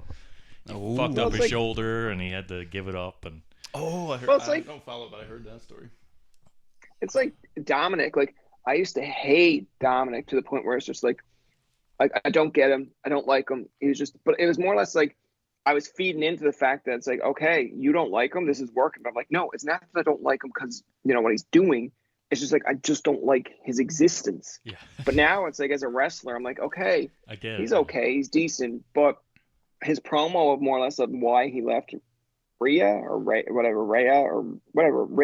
It's just like, yeah, it's just like, she wouldn't let me have chicken nuggets and whatever. I'm like, okay, that's kind of a shitty excuse. Like, you're a man. Go, at any time you want chicken nuggets, you have chicken nuggets. But it's like, but then when you look back at it, I'm like, she was always being a bitch to him. She was always always basically putting him in maneuvers and like making him feel vulnerable. And then like Liv's just more or less idolizing him. I'm like, you know what? Like, fair play. Yeah. But everyone's like, Dominic's a piece of shit. I'm like, well, no. Like, would you take that in your own goddamn relationship? Like, I know it's like, you know, if you came home and like, honey, I'm going to put on some chicken tendies. It's like, no, call me mommy. It's like, oh, mommy, you can, like, no. And it's like, and then you got a girl on the other side, like, you can have as much nuggets as you want. I just got you the PS5. Like, you can play Madden all day long. I'm like, I think I'm going with that one. Yeah. Like, you know? No, like, it's not, he had to take the back seat to her, right? So, I mean, and Liv Morgan propped him up, right? So, it's like, of course he's going to. Yeah, and the same thing, it's like people like Liv Morgan's the heel. I'm like, in fairness, go back and look at Rhea and Liv's history. And it's like, I'm pretty sure people wanted Liv's revenge tour at first, and then when they seen it all come to play, they're like, actually, no, like we're not okay with that now. It's like, well, that's kind of how wrestling works. It's like, you cannot, like when we were smaller, there was no such thing as like, I guess, you know, going online and having your say. It was just pretty much reading the wrestling magazine and be like, oh, I don't agree with that. It's like, and no one's in the room to care. So it's like your own opinion. Yeah. But like now, it's like people wanted Cody to win the title. Now that Cody has the title, people are like, no, it's too stale, it's too boring. It's like, buddy, when he loses it, then you're gonna be like, oh, I wish he still had a longer run. It's like you can't please him. Yeah, that's right. So just do what you got to do. Like imagine if we had a wrestling community back in the day. It's like, well, Austin has the title too long, and he's bad for wrestling. It's just like there'd be like 3 weeks, and they'd be like dropping it to like British Bulldog because people are like, we wanted a more European champion. It's like, yeah, but now you just killed it. Now you just killed these like momentum altogether. Exactly. Yeah, people weren't happy with Roman having the title so long, and then when he lost it, now everyone's chanting, "We want Roman back!" Right? So it's like, and that's what they want. Like that was their whole game plan. From I'd say, and I think Vince messed it up. I think Triple H has done a little bit of a better job. But it's like they wanted Roman to be a face, but like sometimes you need to be a heel to earn yourself to be a face. But I think people, like, if they made Roman a face naturally when he first came in, I think fans would have been fine. But it's just like fans were like, we wanted Daniel Bryan, you pushed Roman. We wanted this guy, you kept pushing Roman. So then they were like, fuck you. Like, we're going to tell you that we don't want this guy. So, I mean, that's essentially how it is. Like, now they love Roman, but it's like they gradually learn to love Roman. Like, I remember watching like Bloodline feuds, and I'm like, fuck, like this is so garbage. Like I'm done. Like Roman's gonna lose, and it's like, nope. And I'm like, fuck. And then when he finally did lose, I was just like, okay, he's gonna go for a way bid. And when he came back, I'm just like, he's gonna get a big pop because people are gonna miss him. And it's not that you don't like whatever his actual name is, but it's like when he had leukemia, it's not like you're like, fuck that guy. He's like the Bloodline tribal chief. It's like you feel bad for him. Yeah. So now he's a face. Like people will love him, and it's kind of interesting because the dynamic of Paul Heyman being a face, I don't know if that was ever done ever. Because every time he's come back with someone, it's like Punk's a heel, Lesnar's a heel. When Lesnar started becoming a babyface, he teamed with Big Show, who was a heel. So it's just weird to see Heyman be the face. But I guess like Heyman's just talented enough that he'll make it work. That it's like he'll be more of a, I guess, a comedic face. Yeah, when he come, like I think the Bloodline put him out for a little while too. So they've both been off. Yeah. For a while. So whenever he does come back too, and if he does come back with Roman, it's going to be like, because like Roman's still part-timer, right? He's still yeah, well, that's true. I feel like I would like him to come back with like Punk. Yeah. You know, revive that a little bit, or like team him up with Braun Breaker. But then people are like, now you're just making it seem like he's the next Brock Lesnar. I'm like, but like in a way, you don't really need. Well, I mean, Braun Breaker doesn't really need a mouthpiece. Like I've seen some of these promos there the last few weeks. I'm like, he kind of reminds me of like Scott Steiner in terms of his promos, but they actually make sense. And then it's just, but like his promos Steiner math. No, but it's just like his promos make sense, but it's like you get the energy that like this is not a promo. It just feels more natural that like he's telling you. Yeah. And like he can back it up. It's not like he's like, you're never gonna beat me, and then you're looking and you're like, buddy, you're scrawny as fuck. Like anyone can beat you. Like, no, he's actually jacked. He's an athlete. And when he's there telling you like, well, it's like it's nice for you to win this tournament, but you're not getting through me. And it's just like, yeah, absolutely, I'm not getting through you. I'm gonna bow out. It's like, you know, it's almost like it's just funny because like some of them can do promos, and it's like I look back at sometimes I'll watch like the Monday Night Wars, and that gonna be, I'd love to have a conversation with him, but for Sting, you went from being a very like colorful guy and a mouthpiece to at least for I guess 2 or 3 years, because there was definitely the year buildup where you were just silent. I wouldn't be able to do that for 5 minutes. Like, you know, someone just like, Brian, shut up. I'd be like, okay, cool. Did I ever tell you about this time? They're like, fuck, you couldn't even last. I'm like, no, I couldn't. I was waiting. I had it already queued. That was an epic gimmick, though, like when he came back as the Crow. Yeah. You know what I mean? Yeah. Silence. Oh, yeah. It fit. It was perfect, yeah. Yeah, that was a good time. I was right into wrestling at that point. And Sting, I mean, he came back, I think, at the last pay-per-view for AEW, and like he's still giving her. Yeah. Yeah, I'm in. 60. What are you at? What are you at now? 60 odd? 60 something. 60 something years old. Jeez. Yeah. It's the thing about wrestling, you never But know. the thing with I think the thing with Sting that people appreciate is like he's, I'm not going to say like all these movesets are like high flying or whatever, but it's like he just built a legacy, and that when he does return or does decide to wrestle, it's like it's a big deal, but he's not like mouthy about it. Like, you know what I mean? Like some people are just really mouthy, or you'll check their Twitter and all that, and you're like, oh my god, just shut up. It's like, I get it, but it's like for Ric Flair, like I used to, I mean, I didn't grow up watching Ric Flair in like the 80s, but like when he was with WCW, I was like, okay, fine. When he came back to WWE at the point was like the GM, I was like, okay, this is interesting. Then he joined Evolution. I was like, okay, that's fine. But like when WWE retired him, I was like, perfect. That's a send off. He's still like, you know, I felt like he can't really wrestle anymore, but I was like, now he can just go be a manager. Yeah. Or like, you know, just enjoy it, be a backstage guy, be a legend, shows up every now and again. He's like, fuck that, I'm going to TNA. I'm like, well, smack WWE in the face. And then they had his like final last match, and I think he even said it on like one of these podcasts with Conrad, like many podcasts that Conrad has that are all the same. But it's like he just says like, yeah, man, that last match is like I passed out for a bit of time. I'm like, hold on, you passed out? Like your age? And people pay good money, and he's like, yeah, but I'd totally do another last match. I'm like, no, fuck off, Ric Flair, fuck off. Like fucking Rick. He's at the point now where it's time to really stop. Just don't even think about it. Yeah. hang him. There's gonna be like a dark side of the ring on Ric Flair where literally he dies in the ring, like because that just feels like where it's going. Like Ric Flair's just gonna be like he's a menace, man. Everyone always has one last match, eh? Everyone wants another one last one. One last go. And that's the trouble that I find. Like when you compare generations, like I know people will say, like this generation of like kids and that stuff now, like they'll look back at ours and be like, well, you're a bunch of tools. And then we look back at our parents and be like, well, wow, that was really stupid. But I'm like, even back in the day for like the 80s wrestlers, like Roddy Piper had a last match, like whether he announced it or not, like same with Macho Man. But like now, like when I look back and there was like Trish Stratus's, what I call her last match, and Stone Cold Steve Austin's and whatever, I'm just like, that's a good ending. Like The Rock finally beating you at a WrestleMania and you're on your way out, good. Trish winning it, like the title, and then vacating it, fine. Like those are my last matches. And then the next minute, it's like, just because it's a big payday, it's like, Trish is coming back to team with Lita and Becky Lynch, and I'm just like, why? Like you don't need to. Or it's like Austin faces KO, and they're like, man, it's a great match. I'm just like, is it though? Like, is it? It's not prime Austin. No. So then, like when you look back and you look like, when was Austin's last match? Like, his last match against Kevin Owens. It's like, no, fuck. It's like it was shit. And even like the Undertaker, he had his last match was that cinematic one at WrestleMania, I think it was. Oh, but yeah, Taker's always looking for that classic last match. It's like, Taker, do you realize that you had a classic last match? Like, you know. And then comes back and does the Saudi Arabia show.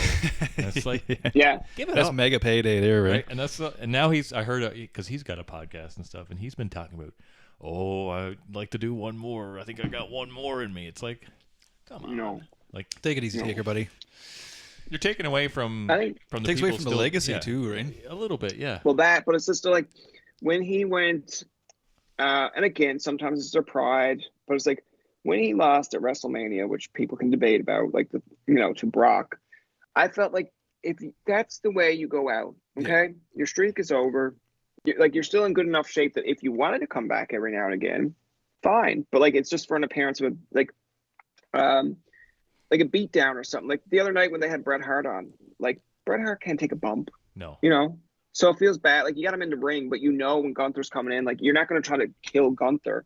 But at the same point, it's like, who's taking the smacks? So Sammy comes out and pretty much, beats the piss out of Gunther. But it's like, Gunther could have easily just beat the piss out of Sammy and laid him in the ring. Yeah. And Bret like look at him and be like, okay, this guy is a menace, But like, if they had someone that could take bumps, like it's like Taker. If Taker retired after Brock beat him, you could still have Taker show up every now and again and take a few bumps, still overpower the person, but at least he's taking some impact.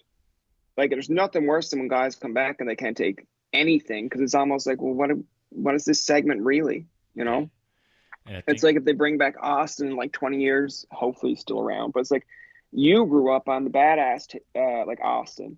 If he couldn't take a bump, he's just in the ring, and then whoever it is, like, I don't know, could be, maybe Roman or whoever the next one is, LA Knight or something, could be in the ring defending Austin. You're like, this is sad. Like, it's not sad because, like, there's a younger generation, like, this is cool. Like, LA Knight is the guy. But, like, you're just like, but this was my guy. This was my Austin that should be kicking ass and just staying home if he can't take a bump. Yeah, I don't want to see that stuff. Like as a person who doesn't watch a whole lot of wrestling now, but really watched it in the 90s and early 2000s kind of thing.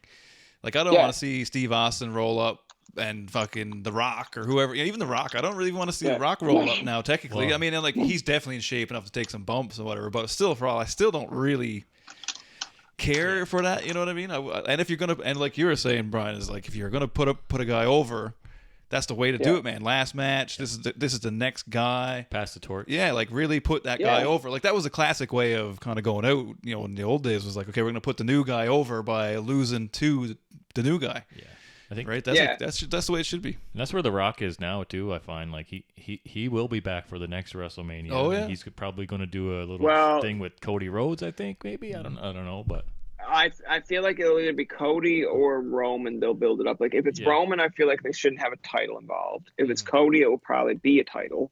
And I don't know how they'll like work that one out. But it's like last WrestleMania, it's just like the biggest kind of, I guess, like balloon busting moment that everyone was kind of upset about is like you had Taker show up to do a choke slam to The Rock, and apparently it was supposed to be Austin, was supposed to be in the works, but they couldn't come out with a payday. I'm like, are you fucking joking? I'm like, you couldn't come out with a payday for Austin? And then maybe Austin was asking for a load of money, but I'm just like, really, Austin? You get on your podcast, and like Austin's my favorite, so I don't care. Like people might be like, well, it sounds like you're just being bitchy to Austin. Like, well, I'm sure he can take it. But it's just like he goes on his podcast and he'll talk about all the regrets he has. He's like not putting Brock over, but in fairness, they wanted to do it on a Raw. He wanted to do it on a pay-per-view, so good for him. Yeah. And then there was one where he walked out, and then The Rock kind of cut his promo of like, if you don't want to be here, stay the fuck home. And like then he regretted that one, but I'm just like, Austin's not an idiot. You gotta kind of protect your name at some points. But the biggest takeaway I felt like at that is like, Austin, like they're putting you in a WrestleMania moment that this generation will remember for a while, and you're worried about money. Like, was it like, how big of a difference was the money? Like if someone ever leaked it, it was like, yeah, it was about like $500 or $5,000, or like, it depends on the amount of money. But to me, I'd be looking at it from like Austin's perspective of being like, you gave me so much of this business, I gave you so much.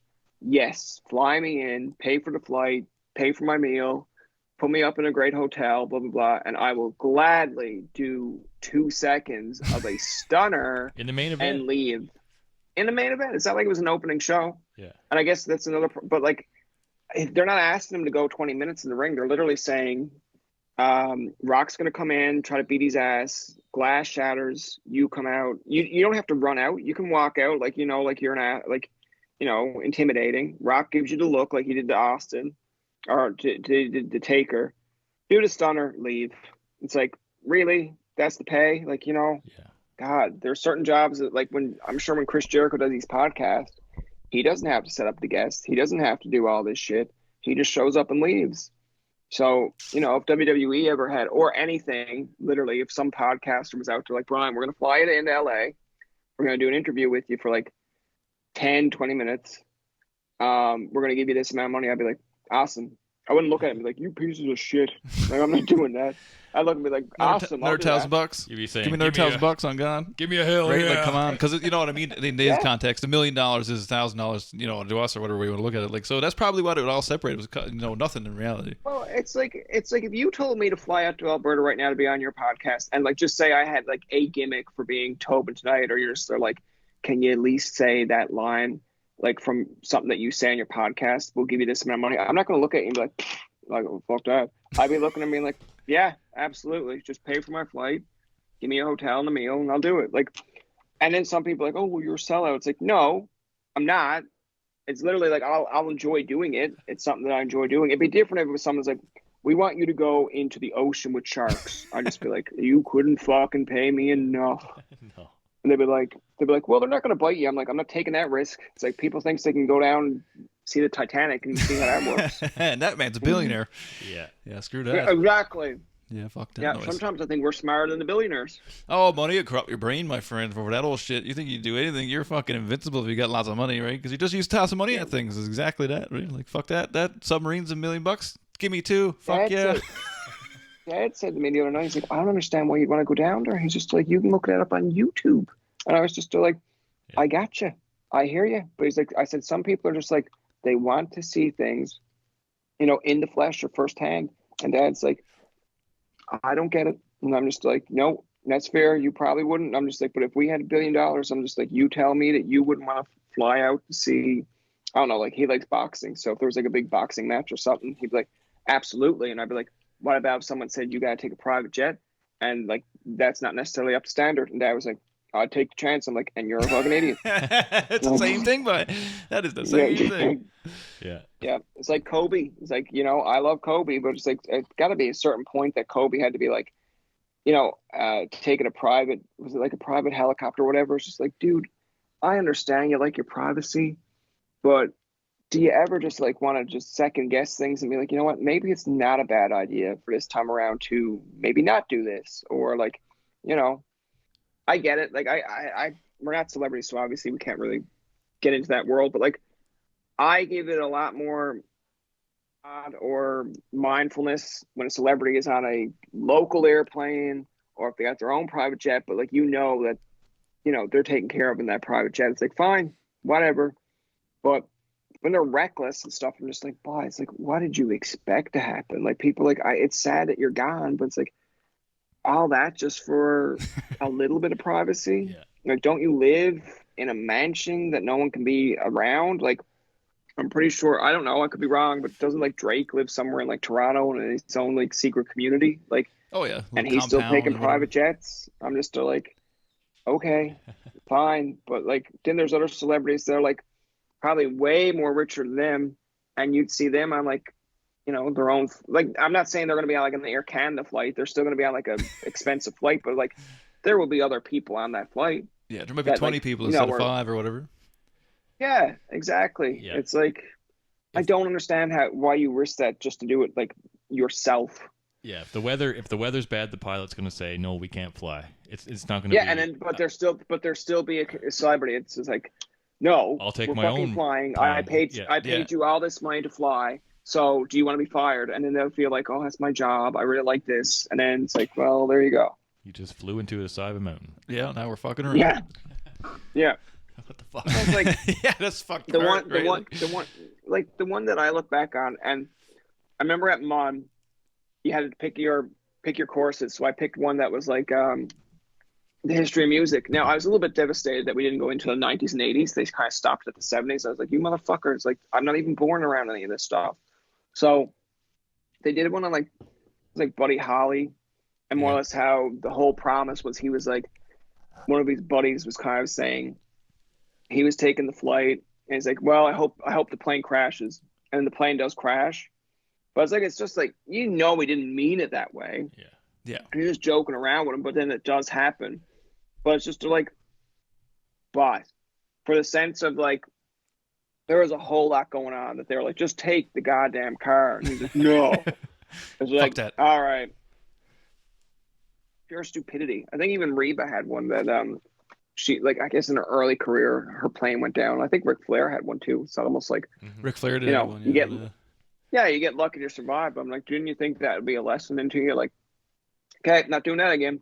Yes, man, and that's a common celebrity death by plane or whatever, helicopter or whatever, right? Yeah. Like, so, and I think some of it, to be fair, comes down to a lot of the probability, right? Like, I don't take fucking 3 flights a day. I've never, and I never will, other than like going to one place and the flight's got to join together. But you know what I mean? Like, I don't take private jets and that shit. So like, you take fucking whatever 4,000 flights, and the odds are 1 in every 10,000 one. You're going to be one of them ones, man. Eventually, like, maybe, yeah. It's just part of the deal. I feel, right, and it's stupidity, like I say, and I've heard it's just a sole convenience factor. Yeah, like Stevie Ray Vaughan, Leonard Skinner, Leonard Skinner, basically. Well, like, 2 guys survived.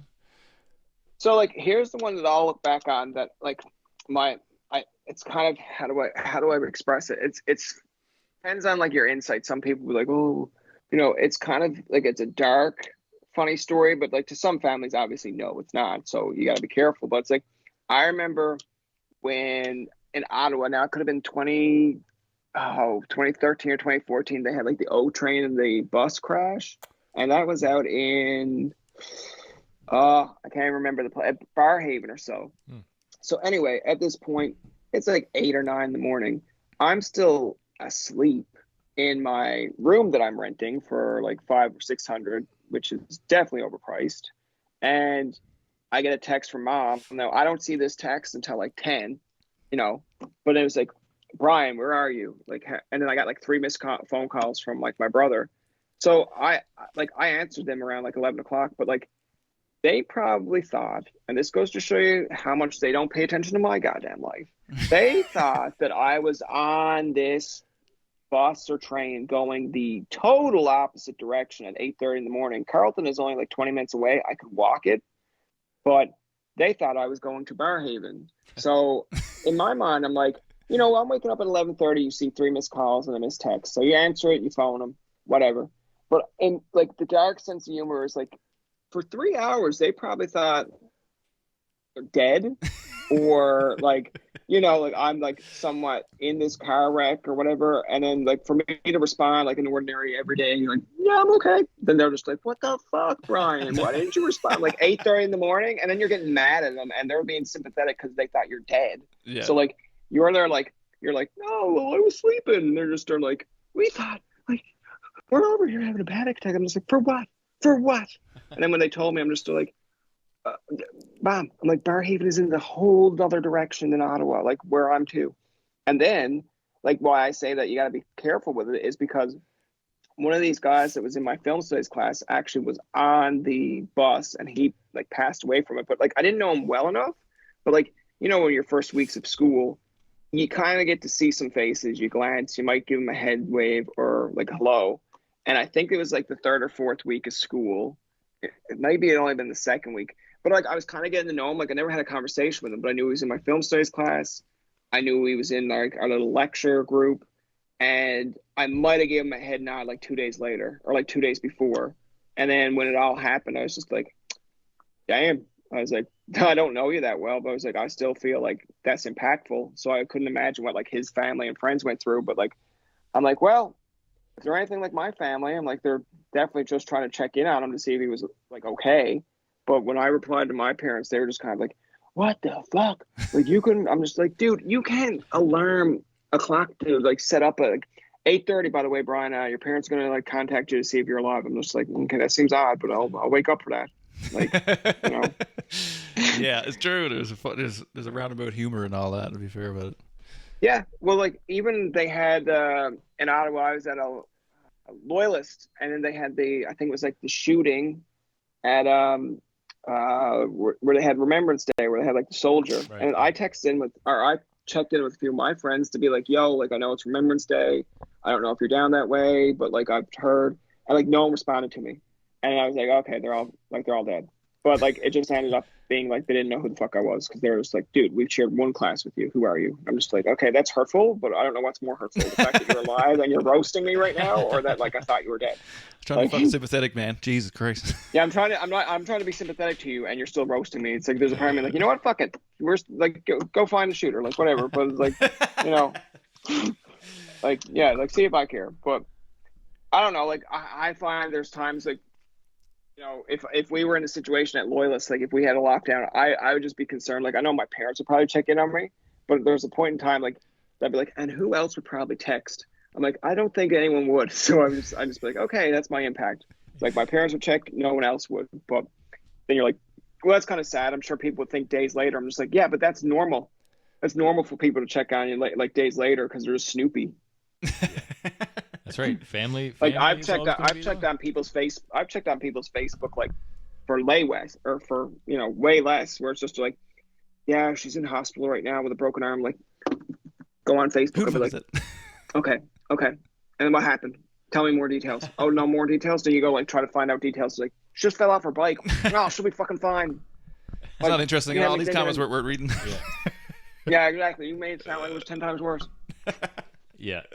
Someone's going through a divorce, you check and see, oh, she removed all the pictures. Yeah. Oh, it's a picture of just her and the kids. That's it now. Yeah. Well, I noticed that when you really do not give a fuck about what anybody thinks, like, and this is specifically when we were younger, like I don't have to do it so much now because there's probably like, man, I'd say too much energy, but you could have like a friend that you know in high school or junior high, whatever, and they've now been married. But if you go back in time on their Facebook to like 2015, there are still pictures of that person with their second or third boyfriend, and there's still comments below of that boyfriend being like, love you to the moon. I was like, really? Like, you're now married with 2 kids. You couldn't go back in time and just delete his pictures? Like, too much effort. I've thought of that quite often, to be honest. I'm like, that's really how funny. Fucking cringy it is to like when see someone, oh, they're in this new relationship, they got new pictures taken together. And then if you go back far enough, 2008, 2009, here it is they're in the club with this other boyfriend, big smooch or whatever, and the comments, oh, I love you. Can't wait to go out more than 8. With my man, right? It's like, oh my God, you couldn't take 2 seconds to delete that? Yeah. I know a girl that like anytime that like she's got a new boyfriend, whatever, like instantly you can go in her Facebook and it's like the moment it happens, all that other stuff is deleted. And I'm like, I used to be like, okay, like, geez, relax. But now I'm just like, no, like that's her preference. That's good for her. No one else can like, if they just know her in 2020, they don't know about 2017, 20, whatever. And that's fine. Yeah. Like that's her thing. Like Yeah. I do, but I don't bring it up. I'm just saying like, I know, but when you leave it up there, it just, yeah, it feels weird. Like, and I'm not making fun of specific people because I've had to go through my Facebook and just delete stuff that I didn't like. And then years later, I'm like, oh, I kind of wish I kept that up there because it was like, it wasn't even that bad. But like, Yeah. I'll go through certain people's timeline and it's like the Pixo phase, I call it, where people were like, taking their pictures, putting like lyrics to them. Yes, sir. And then like, just like putting all these filters on. And then we complain about kids today using filters. I'm like, kids today use better filters, but our filters were just kind of like making us look like we're like fucking coming from a Disney movie or something, right? Some like, of us nuts, and then you get crazy ones that add like, flower effects and all this madness, and then you got like your uncle that takes like, a picture of his chin, and he got flowers and a thing around it. And it's Halloween. Yeah, like I've got one where I've got like hair that's down to here, and like I call it like emo hair. Yeah, and like I've got a Detroit jersey on, and like it's just in front of you wouldn't be able to see it because I had so many filters on, but it was like it's just in front of a porch. But I put like Hockey Town, Detroit Red Wings going all down the side, so all around it looks like a frame, and it looks like it's like red and blue, and it just makes it look like I'm like Superman coming out of a movie. and I liked it, and I was like, I'll keep it. But there are other ones that I'll look online, and it's like someone will have quoted like lyrics from like Mayday Parade or whatever. I'm like, man, you were really, really timing yourself there, like, with certain lyrics. Man. It's like back when you had MSN, and I thought it was the coolest feature in the world. Because again, when I first got MSN, I was probably like some kids now that have Facebook and they're like 12 or 13. They're not really on Facebook. They just have it. Yes. So that's how I felt like with MSN. Like I know where my friends are, but when it becomes like 8 p.m, I'll go on MSN, just like keep the conversation going for a half hour. But I didn't know, essentially, like my brother was like flipping out at me. He's like, okay, you got to come up with an email. I'm like, Curtis Joseph 31. And he's like, no, you can make your name whatever. He's like, but your email. I was like, what's wrong with that? He's like, no, it has to be you. I was like, okay. So I think it was like Bryan Tobin at hotmail.com. And then you'd be adding people on MSN, like your girlfriends in school. It's like Hot Angel Chick. I'm just like, why did they get to be called Hot Angel Chick? And I just got like, I got the most boring name ever. And then when you sign in, you're like, I used to just change it to Cujo with 2 lightning bolts. And I was like, man, that's a sick name. But then they added the feature that you could put like your own personal message. And people used to put in fucking lyrics. Yes, and ICQ.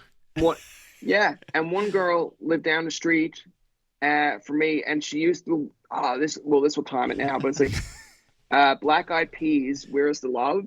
Oh. And I think it's like, people killing, people dying, children hurt, women crying. And she used that as her like lyric, but like she just liked the song, but I took it literally because I never heard the song. And I was like, you okay down there? Do you want me to come down and visit? Like, what's on to go? And you're like 11 or 12, and you're just like, is everything good? It's like, your parents okay? And she's just like, it's a goddamn song, Brian. I'm like, what song is it? Because it sounds kind of deep. It sounds kind of deep for us to listen to. And like years, and then years later, I'm putting up where it's like, I wish, or was this like that tonight the headphones will deliver the words I can't say. And someone was like, oh, that's deep. And I'm just like, no, it's Fall Out Boy. Like, fucking get the back straight. Like, I didn't come up with it. It's Fall Out Boy yet. That was wicked. Brian. That's funny, man. Good old internet days, eh? Like, oh man, the old internet days. Oh man, there's nothing quite like that. No, but it's like, it's all a learning experience. Like we look at like the generation now, and they're all big on Snapchat and stuff, which is fine. But I remember when people used to block you on MSN. So they used to just go appear offline, online, appear offline, and it would just keep on popping up on your thing. I didn't know how that worked, so I literally would fucking sign out and sign back in, and then I'd be like, man, these people are fucking fast at typing. I'm like, fuck.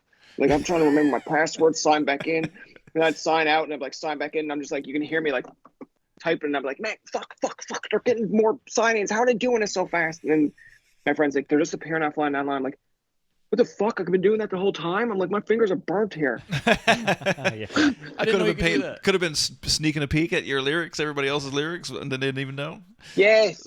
Well, the other thing that I think is really crucial that like MSN has this that I don't think Facebook and that does now is like people know when you're blocked on Facebook. Like even if you have someone blocked, they can just ask their friend like, hey, is that person online right now? Can you go into the friend? It's like, yeah, I got them. It's like, well, I can't even fucking search them. But like back in the day, and again, I guess it's a naive, you could be like, yo, Melissa, what's your Hotmail? She'd be like, hot cutie chick 32. And I'm like, okay, I'm going to add you later. And she's like, sure. And then like you never see her online ever. Right? And then it'd be like, and then you wouldn't know because it's not like you're going talking to her every day. And it's not like you have like mutual friends that you can check in on. So it's like, yeah, it's like I add you, you're never on. It's like, yeah, I'm never on. It's like I'm only on at my aunt's house. I'm like, okay. But it's not like you're going to go to someone else in your class. It's not like you're going to someone else in your class like, yo, did Melissa talk to you on MSN? It's like, no, because now it feels like you're letting people know that she's probably played you. Yeah. So you just sit there and appear offline. And I'd be like, oh, okay. She's like never online. She told me she's at her nan's house. And the next minute you go over to a friend's house and then you'd see them online. And it's like, you can't tell your friend you know that, but like you go home and be like, oh, that's so fucking crushing. It's like they didn't accept it. Right. But it would take months before you realized it. Now it's like instantly it's just like, do you have Lee on your Facebook? It's like, yeah, let me look it up. Motherfucker, I don't got him. And then you go to, and like now we're in a whole world where you just make a fucking fake account and be like, you motherfucker, you deleted me off your account. It's like, well, actually, no, I didn't. It's like, no, I did. And then you show them a screenshot, and then it's like, okay, like, you know, I have people on Facebook that send me requests that like I don't know them, so I just don't add them. But I'm sure there are people that I added, and then when you go back to check it, all you see is messages. Like you can't, like, you know what I mean? Like you can send them a message, you can't add them. And then there's a part of me that's like, okay, like fuck, I guess I know where I stand with you. Too telling. This is too telling here. Yeah. Or if you see a picture with a bunch of people, if they're mutual friends or whatever like that, you'll see all their names and they're all highlighted, but then there's one that's not highlighted and you can't click on it. Yeah. It's like, that motherfucker blocked me. Well, it's just I think it's just the generation now that we live in. Like I don't know. I don't go around surveying kids about like, hey, do you know, like, how do you feel about social media? But it's just like, I feel like now it's a lot tougher for them, but they probably have an understanding of it a little bit more too, of like, I have you on this app and that's the only app I'm talking to you on, right? Like it's Snapchat. And then everything else is kind of like, no, I don't want you on this app, where we were kind of like in the society where it's like, if I have you on this app, I got to have you on all these apps. Mm-hmm. Yeah, that's true. Yeah. Yeah. It's way different now with TikTok and the Snapchats. But like, I don't know. I think it's sick that it was at a station. You know what I mean? Like your computer was a station and you get up and go away from the station. And it, like, I mean, yes, we spent a lot of time sitting there, but still you still had to get up out of it and, you know what I mean? You have to get up and do something. Well, that's it. Like our was in my older brother's room, so you'd be getting up at like, and it kind of feels, I don't know if you guys have like brothers or sisters or like, if you're the oldest, but it's just like, I would get up in the morning, it'd be like 8 or 9 in the morning. Now my older brother was like probably at MUN at this point, so he's in university now. He probably enjoys his sleep on a weekend, so you're getting up at 9 in the morning and just like knocking on the door like, Sean, can I go on the computer? I gotta check my MSN. And then he'd be like, ugh. And then you'd hear mom just like, let him on. And you'd just be like, oh. You come in, and he's like, don't make any noise. And then you're like on the keyboard, you're like you're like really quiet. And then you check a few messages, and then it's just like 9 in the morning. There's like hardly anyone on, but you're like, you'll have a chat with someone. And then next minute you'll hear your brother like, can you not type so loud? I'm like, this is the only interaction I have with people right now. Like, you're like, what do you want me to do? And then it's just like, just calm the fuck down. I'll be out of this room in like 15 minutes when I figure out where the fuck Ashley and her friends are to. Okay. All right. Okay, I'm gone. Like, relax. But then like, but like, that's it. Like we used it as, where are you guys meeting? What's on to go later? Okay. Are we playing ball hockey? That's it. Like it was almost just like the same way as what texting, I guess, is now as adults. Like you text a friend and be like, yeah, I'll see you Friday at 10:30. Like you don't keep the conversation going. That's what Friday at 10:30 is for. But now this, I guess, like this generation just like, my Snapchat streak, it stopped at 100. I'm like, what does that mean? It's like, it means we were going back and forth for 100 messages. I'm like, what the fuck? I'm like, you could have been just hanging out with that person. I was like, dude, but the streak is everything. I'm like, no, it sounds like you're losers. Yeah.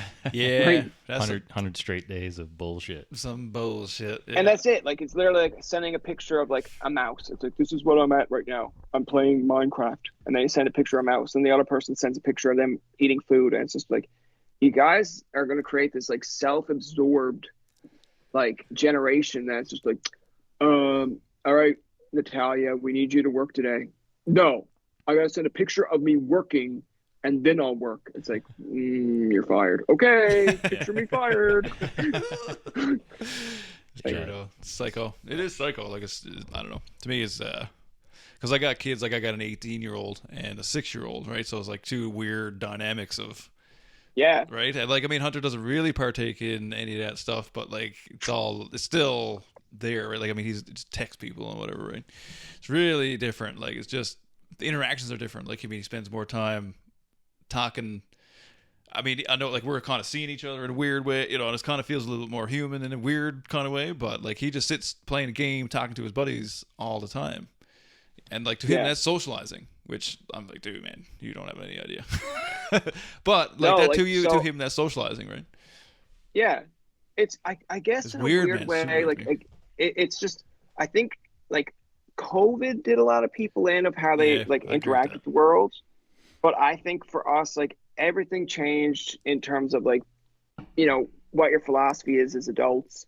But I remember when we were smaller, and again, you might remember this as well, but like, you would go out, you would spend the day outside playing like a game or something with somebody, and then later at night, you go over to a friend's house for a bit. Like, I remember in a given day, in a given weekend, after school, be Friday, you go out and play ball hockey. Okay, Friday night, Disney or something might have had a movie on. So you're going down to your friend's house in their basement to watch the movie. It's over at like 11:30. You're going home. Saturday, same thing. You get up, play ball hockey, do whatever, go on bikes. And then I'd say around 7 or 8, like, you go home for a bit, obviously. But like, my friend up the street would have SmackDown Here Comes the Pain, and he had like the multi tap. The multi tap. So then you could plug, you could plug like 4 or 5 goddamn controllers in there, and then you felt like you were at a goddamn party. Like, you go down to like your local like Marie's or whatever and get a bag of chips, and then like, you'd all kill each other in like an elimination chamber, and then like friendships would be destroyed because it's just like, you said you weren't going to spare me with Goldberg. Like, we're the only fucking 2 left, okay? Like, Jesus Christ. Yeah, then it spirals off. You're wrestling each other in the room, trying to knock the head off each other. Yes. And then like, you'd find cheat codes for Here Comes the Pain, like getting out of the chamber and like all that. And then it'd be like the funnest shit in the world. Yeah. And then like, you didn't think about nothing. No. Then you get like a phone call from like, their mom would reach out to your mom or whatever and be like, okay, everyone's going home. Or they'd call there and be like, can you send him home? It's like 10 o'clock. And then like, you beg to stay for a half hour. They'd allow it sometimes. But like, it was like the most fun, like, because you're actually interacting with friends. You're in their presence.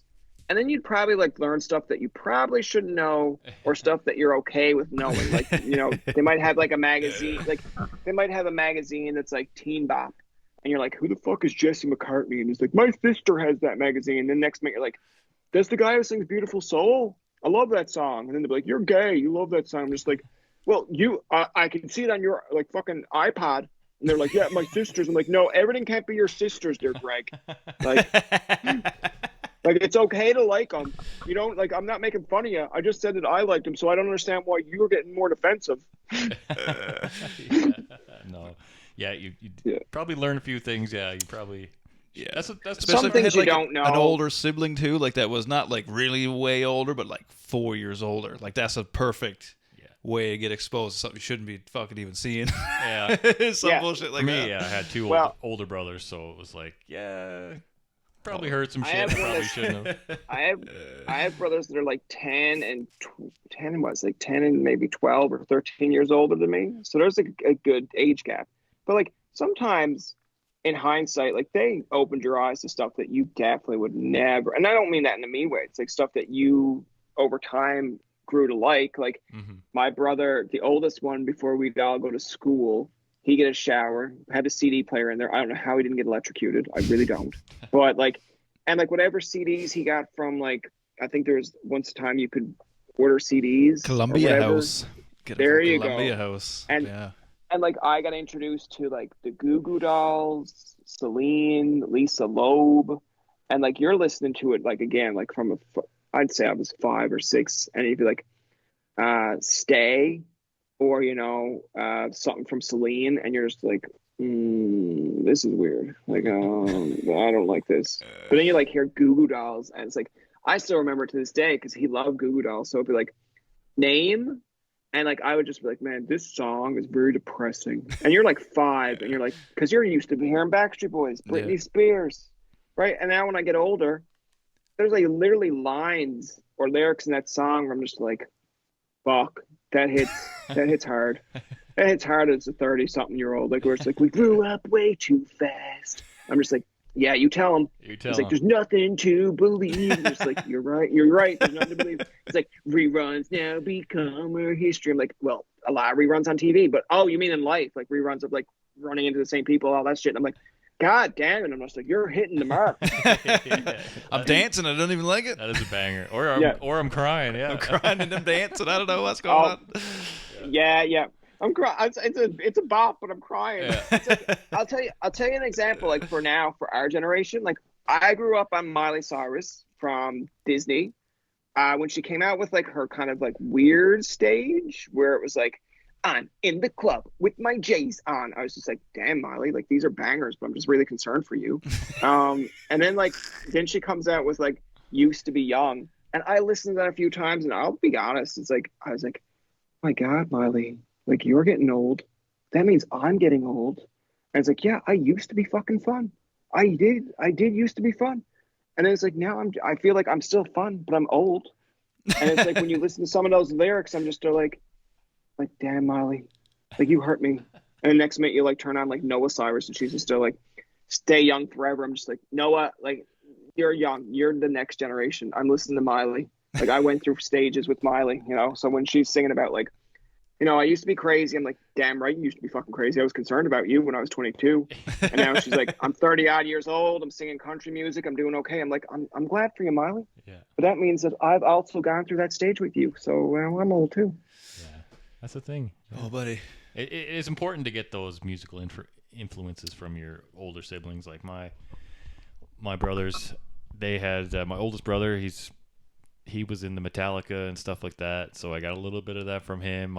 The second brother, he was into the grunge, and then we post a lot of that grunge kind of stuff, Nirvana, Soundgarden, stuff like that. So I got that from him and stuff. But you carry that on for almost forever though. Yeah, that stuff hits the hardest, I feel. What do you got? Yeah, you're changing the background. Just yeah, like my phone was getting low on battery, so it's just like I'll just get a charger. But yeah, no, it's I've had this conversation with Rick, and I've said it too. Like when Much Music used to have the countdown, I would walk out of the goddamn room when like Third Eye Blind would come on, or like Our Lady Peace, because I'm just like, dude, I'm not depressed. I'm a kid. Like I don't get it. It's like when Our Lady Peace is like, we're all innocent. I'm just like, I don't even understand what that word means, but this music video is weird, so I'm walking out of the room. And now when I'm older, I'm just still like, yeah, we all are innocent. Or it's just still like semi-charmed kind of life. Like, yeah. And like every time I forget until someone brings it up that song is about drugs, I'm just like, dude, I just thought it was about him having a joyful day and people were just pissing on him. You know? Just having a good time and everybody else is angry. Yeah, it's just like I'm just having a nice day and you're kind of shitting on my day. Like, because again, I grew up with like Much Music to the point of like whoever was on like the top 10 would more or less be pop. And then even when you turn down like YTV's hit list, then you'd see bands, and I don't know where they came from. Like, because I'm like, why don't Much Music have it on? But I'm like, good for you, YTV. But it's just like, I've heard of BB Mac. I've heard of like O-Town or like Bewitched, and they're like from UK bands. And I'm just like, cool. I'm like, I like this stuff too. And then every once in a while, I guess YTV was more like kids based, so you wouldn't see, more of the grungier side. But sometimes you like, again, you flip over to much music or something and you're just like, yeah, I don't really understand this song or I don't understand this music video of how this relates. Like, but then at the same point, I think Britney Spears has a song Stronger, and it literally starts with her seeing her man cheat on her, and she goes, whatever. And then she starts singing about how she's stronger. And like, she's like half dressed in it. And like, you're like 10, you're like, I like you, Britney. Like, I don't know why I like you, but like, I get it. And you're like being a strong, independent woman and whatever. But it's like, someone's like, so why does that not bother you? And I'm just like, because it's Britney, bitch. It's Britney, bitch. That Britney, phrase will live forever. Yeah. So Britney's going to be on her tombstone, and there's going to be like fans that'll come, a public meeting or whatever for fans, and then they're like, it's Britney, bitch. And someone's like, man, how disrespectful. It's like, no, she probably wants that. Yeah. Like, she probably like, that she right probably on enjoy that. They'll probably write that right on her tombstone. It's Britney, bitch. Yeah, right on there. Yeah, she'd be like, that's great. She'd be like down. She'd be like looking up in heaven and just be like, well, as long as I don't have to spend or like pay Kevin more fucking alimony. K-Fed. K-Fed. Yeah, K-Fed. A story about K-Fed is, I remember when he first had his song out, whatever his hit was. Popo's out. I loved it. I love that song. It was a banger. I forgot all about it, man. That's my good. Holy shit. Popo's out. Ooh, Dude, yeah. go back. No.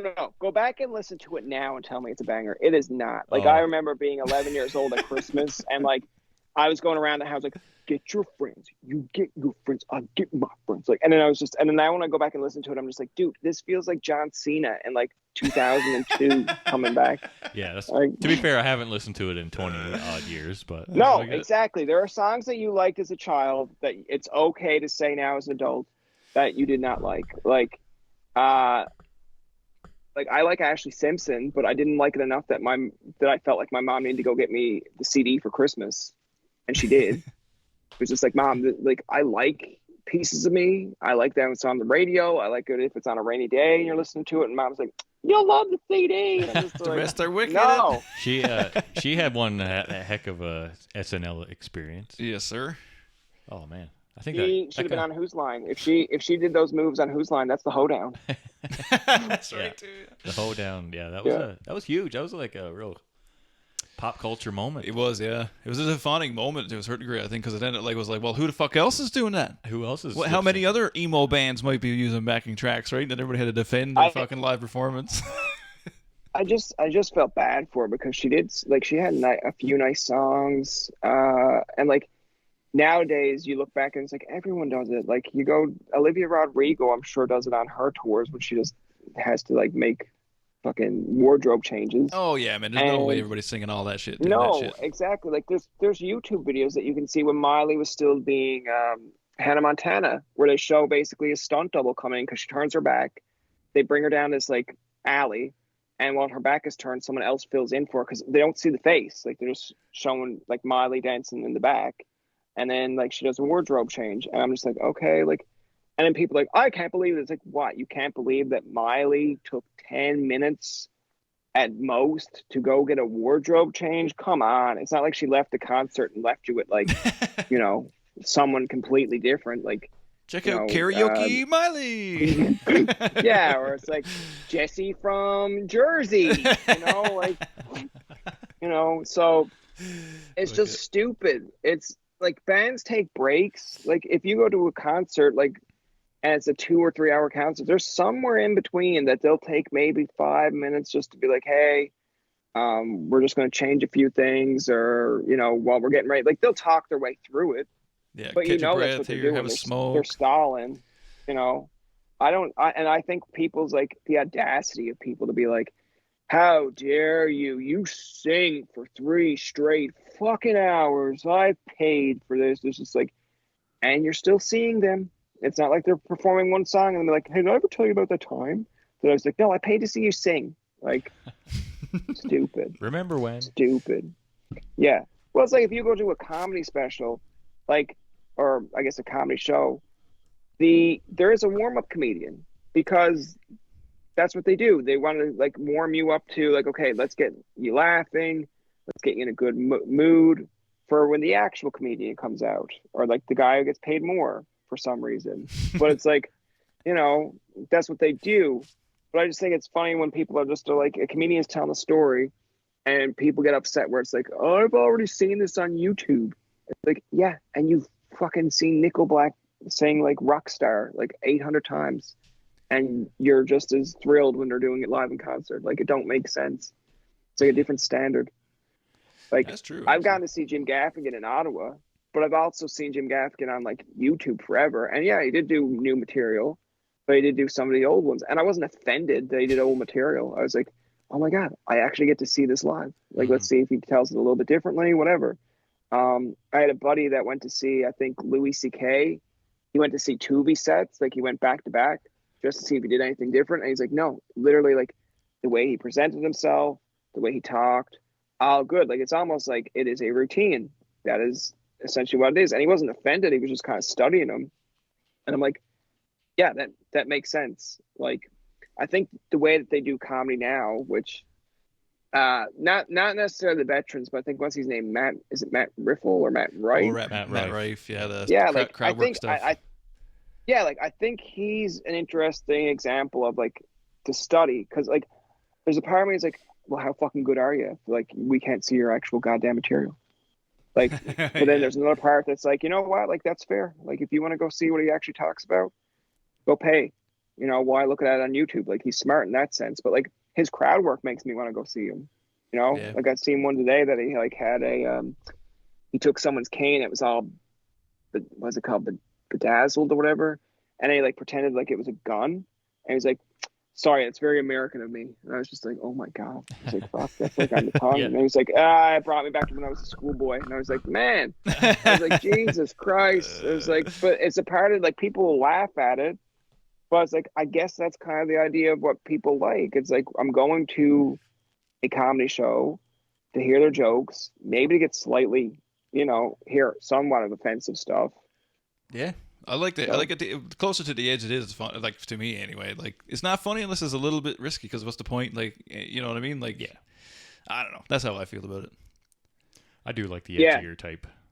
Oh yeah, give me something. Make fun of me. Even go ahead, do your thing. Like, I like it. Like, I like it when it's edgy. Like, because it's not funny. Like, you're not doing anything then, right? It's like music. If you're not progressing something, there's, you know, it's not like it's pointless necessarily, but there's no flavor, right? Like, it's not as funny. It's not as good. That kind of thing, right? Yeah, it's, I don't know. It just, it all depends on like essentially who you kind of go see. Like, I never got my brother did, but I never got the pleasure to go see like John Panette when he was alive to perform. But my brother says he's like really like super funny. And like, I'm just like, well, I was like, I felt like saying it to him. And then, but my brother's like really strict in terms of like, he's very by the book, but I was just like, man, fat people are usually funny. Like, you know, that's just what it is. And then he would have been like, Bryan, you can't say that. I'm just like, well, tell me a fat person who isn't funny. Like, you know.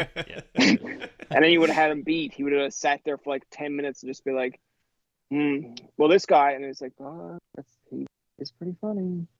It's like, you might not like him, but people do. It's like, I think like Kevin James. I'm just like, King of Queens. People like it. So, you know, people go back to watch Grown Ups. Now I know Grown Ups is more of an Adam Sandler. And I think if Kevin James was in it, it was supposed to be Farley. So I get it. But it's like, you know, it's not like they just phone up a random on the street like, yo, you could fill this part. It's like, no, Kevin James has to have some audience that find him somewhat funny. Yeah. I enjoy Kevin James. I like a bit of Kevin, but yeah. He got a little bit fit there too for a little while, so maybe he's not even exactly Bring the Pain. Yeah, that was a good flick too, actually. Yeah. Bryan, I gotta wrap it all back up here now. What do you got when is the pod coming back on? What do you got coming up down the pipe here? I think I'm trying to get episodes ready there now. I'm hoping like probably October. Because, like, I know you got to do episodes, you got to edit the episodes. I have, like, maybe 4 or 5 kind of pocketed so you can kind of, you know, build up more repertoire. But, yeah, I'd say probably early October. And then, like, most of the ones that are going to be on to begin with are people that we've had on prior, but they've just got new stuff on. Like, I think there was, like, Mass and Olds. She's always a good interview. I think she's actually out your way, like out west.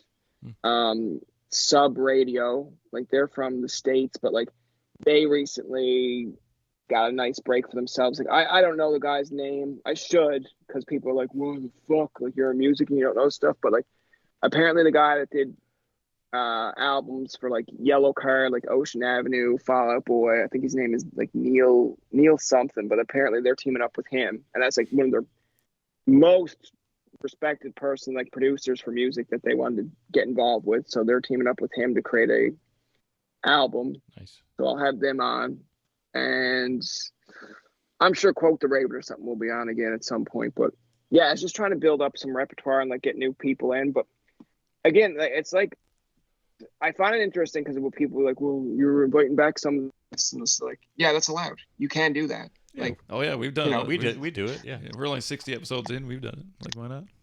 Yeah. Like late night fucking shows podcast. I'll do what I want. Fuck. Leave me alone. Yeah. Yeah, well, like late night shows do it all the time. So I don't know why people are like just like, well, he had Scarlett Johansson on like 5 years ago. It's like, yeah, and she's done more work. A lot of she's probably done something else since then, I would imagine, right? And the people just got something else to talk about, right? Like that's I don't know, what's the fucking difference? Yeah. Yeah. It's like you'll reach out to me in like 2 weeks' time. It's just like, Bryan, want to come on again? I'll be like, well, I got nothing else to talk about. Well, let's go. Try it again. Let's do it again. Yes, girl. No, it's wicked. Yeah, so that's what you got going on. What's your favorite pod so far that you've done?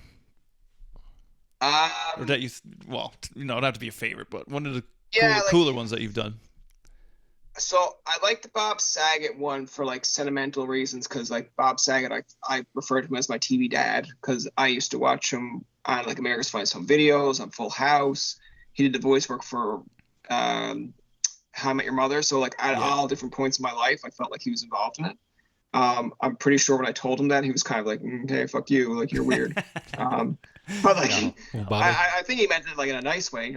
I don't know how you take it in a nice way, but I'm sure I'd find a way. And so that one I really liked for a favorite. I like Colin Mochry's one just because, again, I grew up on Whose Line, and it was like an early episode. So like, obviously, when you go back and listen to your earlier stuff, you're like, fuck, like I sound so shitty. But like, he was like very nice about it. He did tell me a few times, he's like, oh, well, that's a good question. And I'm just like, fuck off. It's probably not a good question. But you're just trying to like, string me along. But, keep me happy.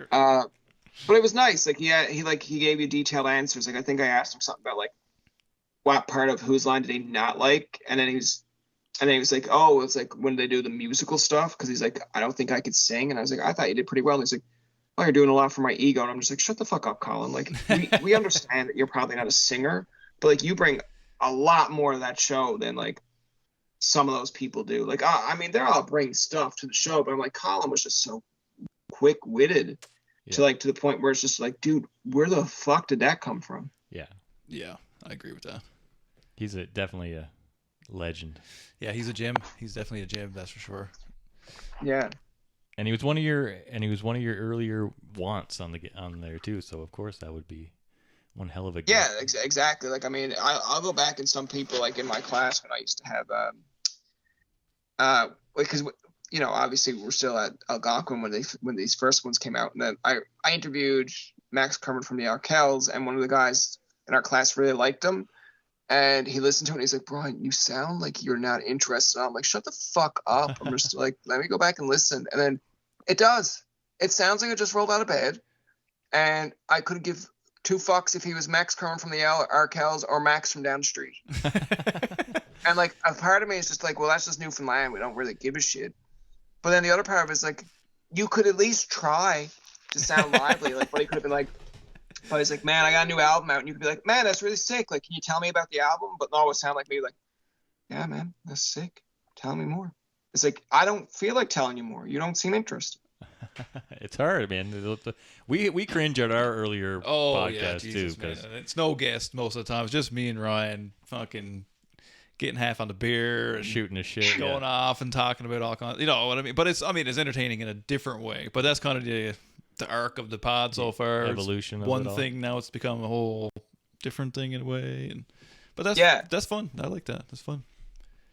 Well, I mean, that's it. Like I would love to And like, I'll say it and I could do it down the road, but like, I would love to do that where it's just like you sit and have a conversation with your buddy. But like back in the day, like, oh, well, you know, like talking about your experience as a child, like not in the, like, let's get into the weeds, just like telling like stories about like, you know, like I told you about like the ball hockey story, and someone else could like leave a comment below and be like, man, I remember playing in like Minnesota, it'd be like cold. I'm like, oh, these are interesting stories. But like my biggest fear of like doing stuff like that is like, I just can't do it by myself. And when I try to get people like my friends involved, they're either like not podcast people, they are more or less behind the scenes people, or they just don't know what they want to talk about. Like I try to do ones when we did like hockey ones, we're close to trade deadline.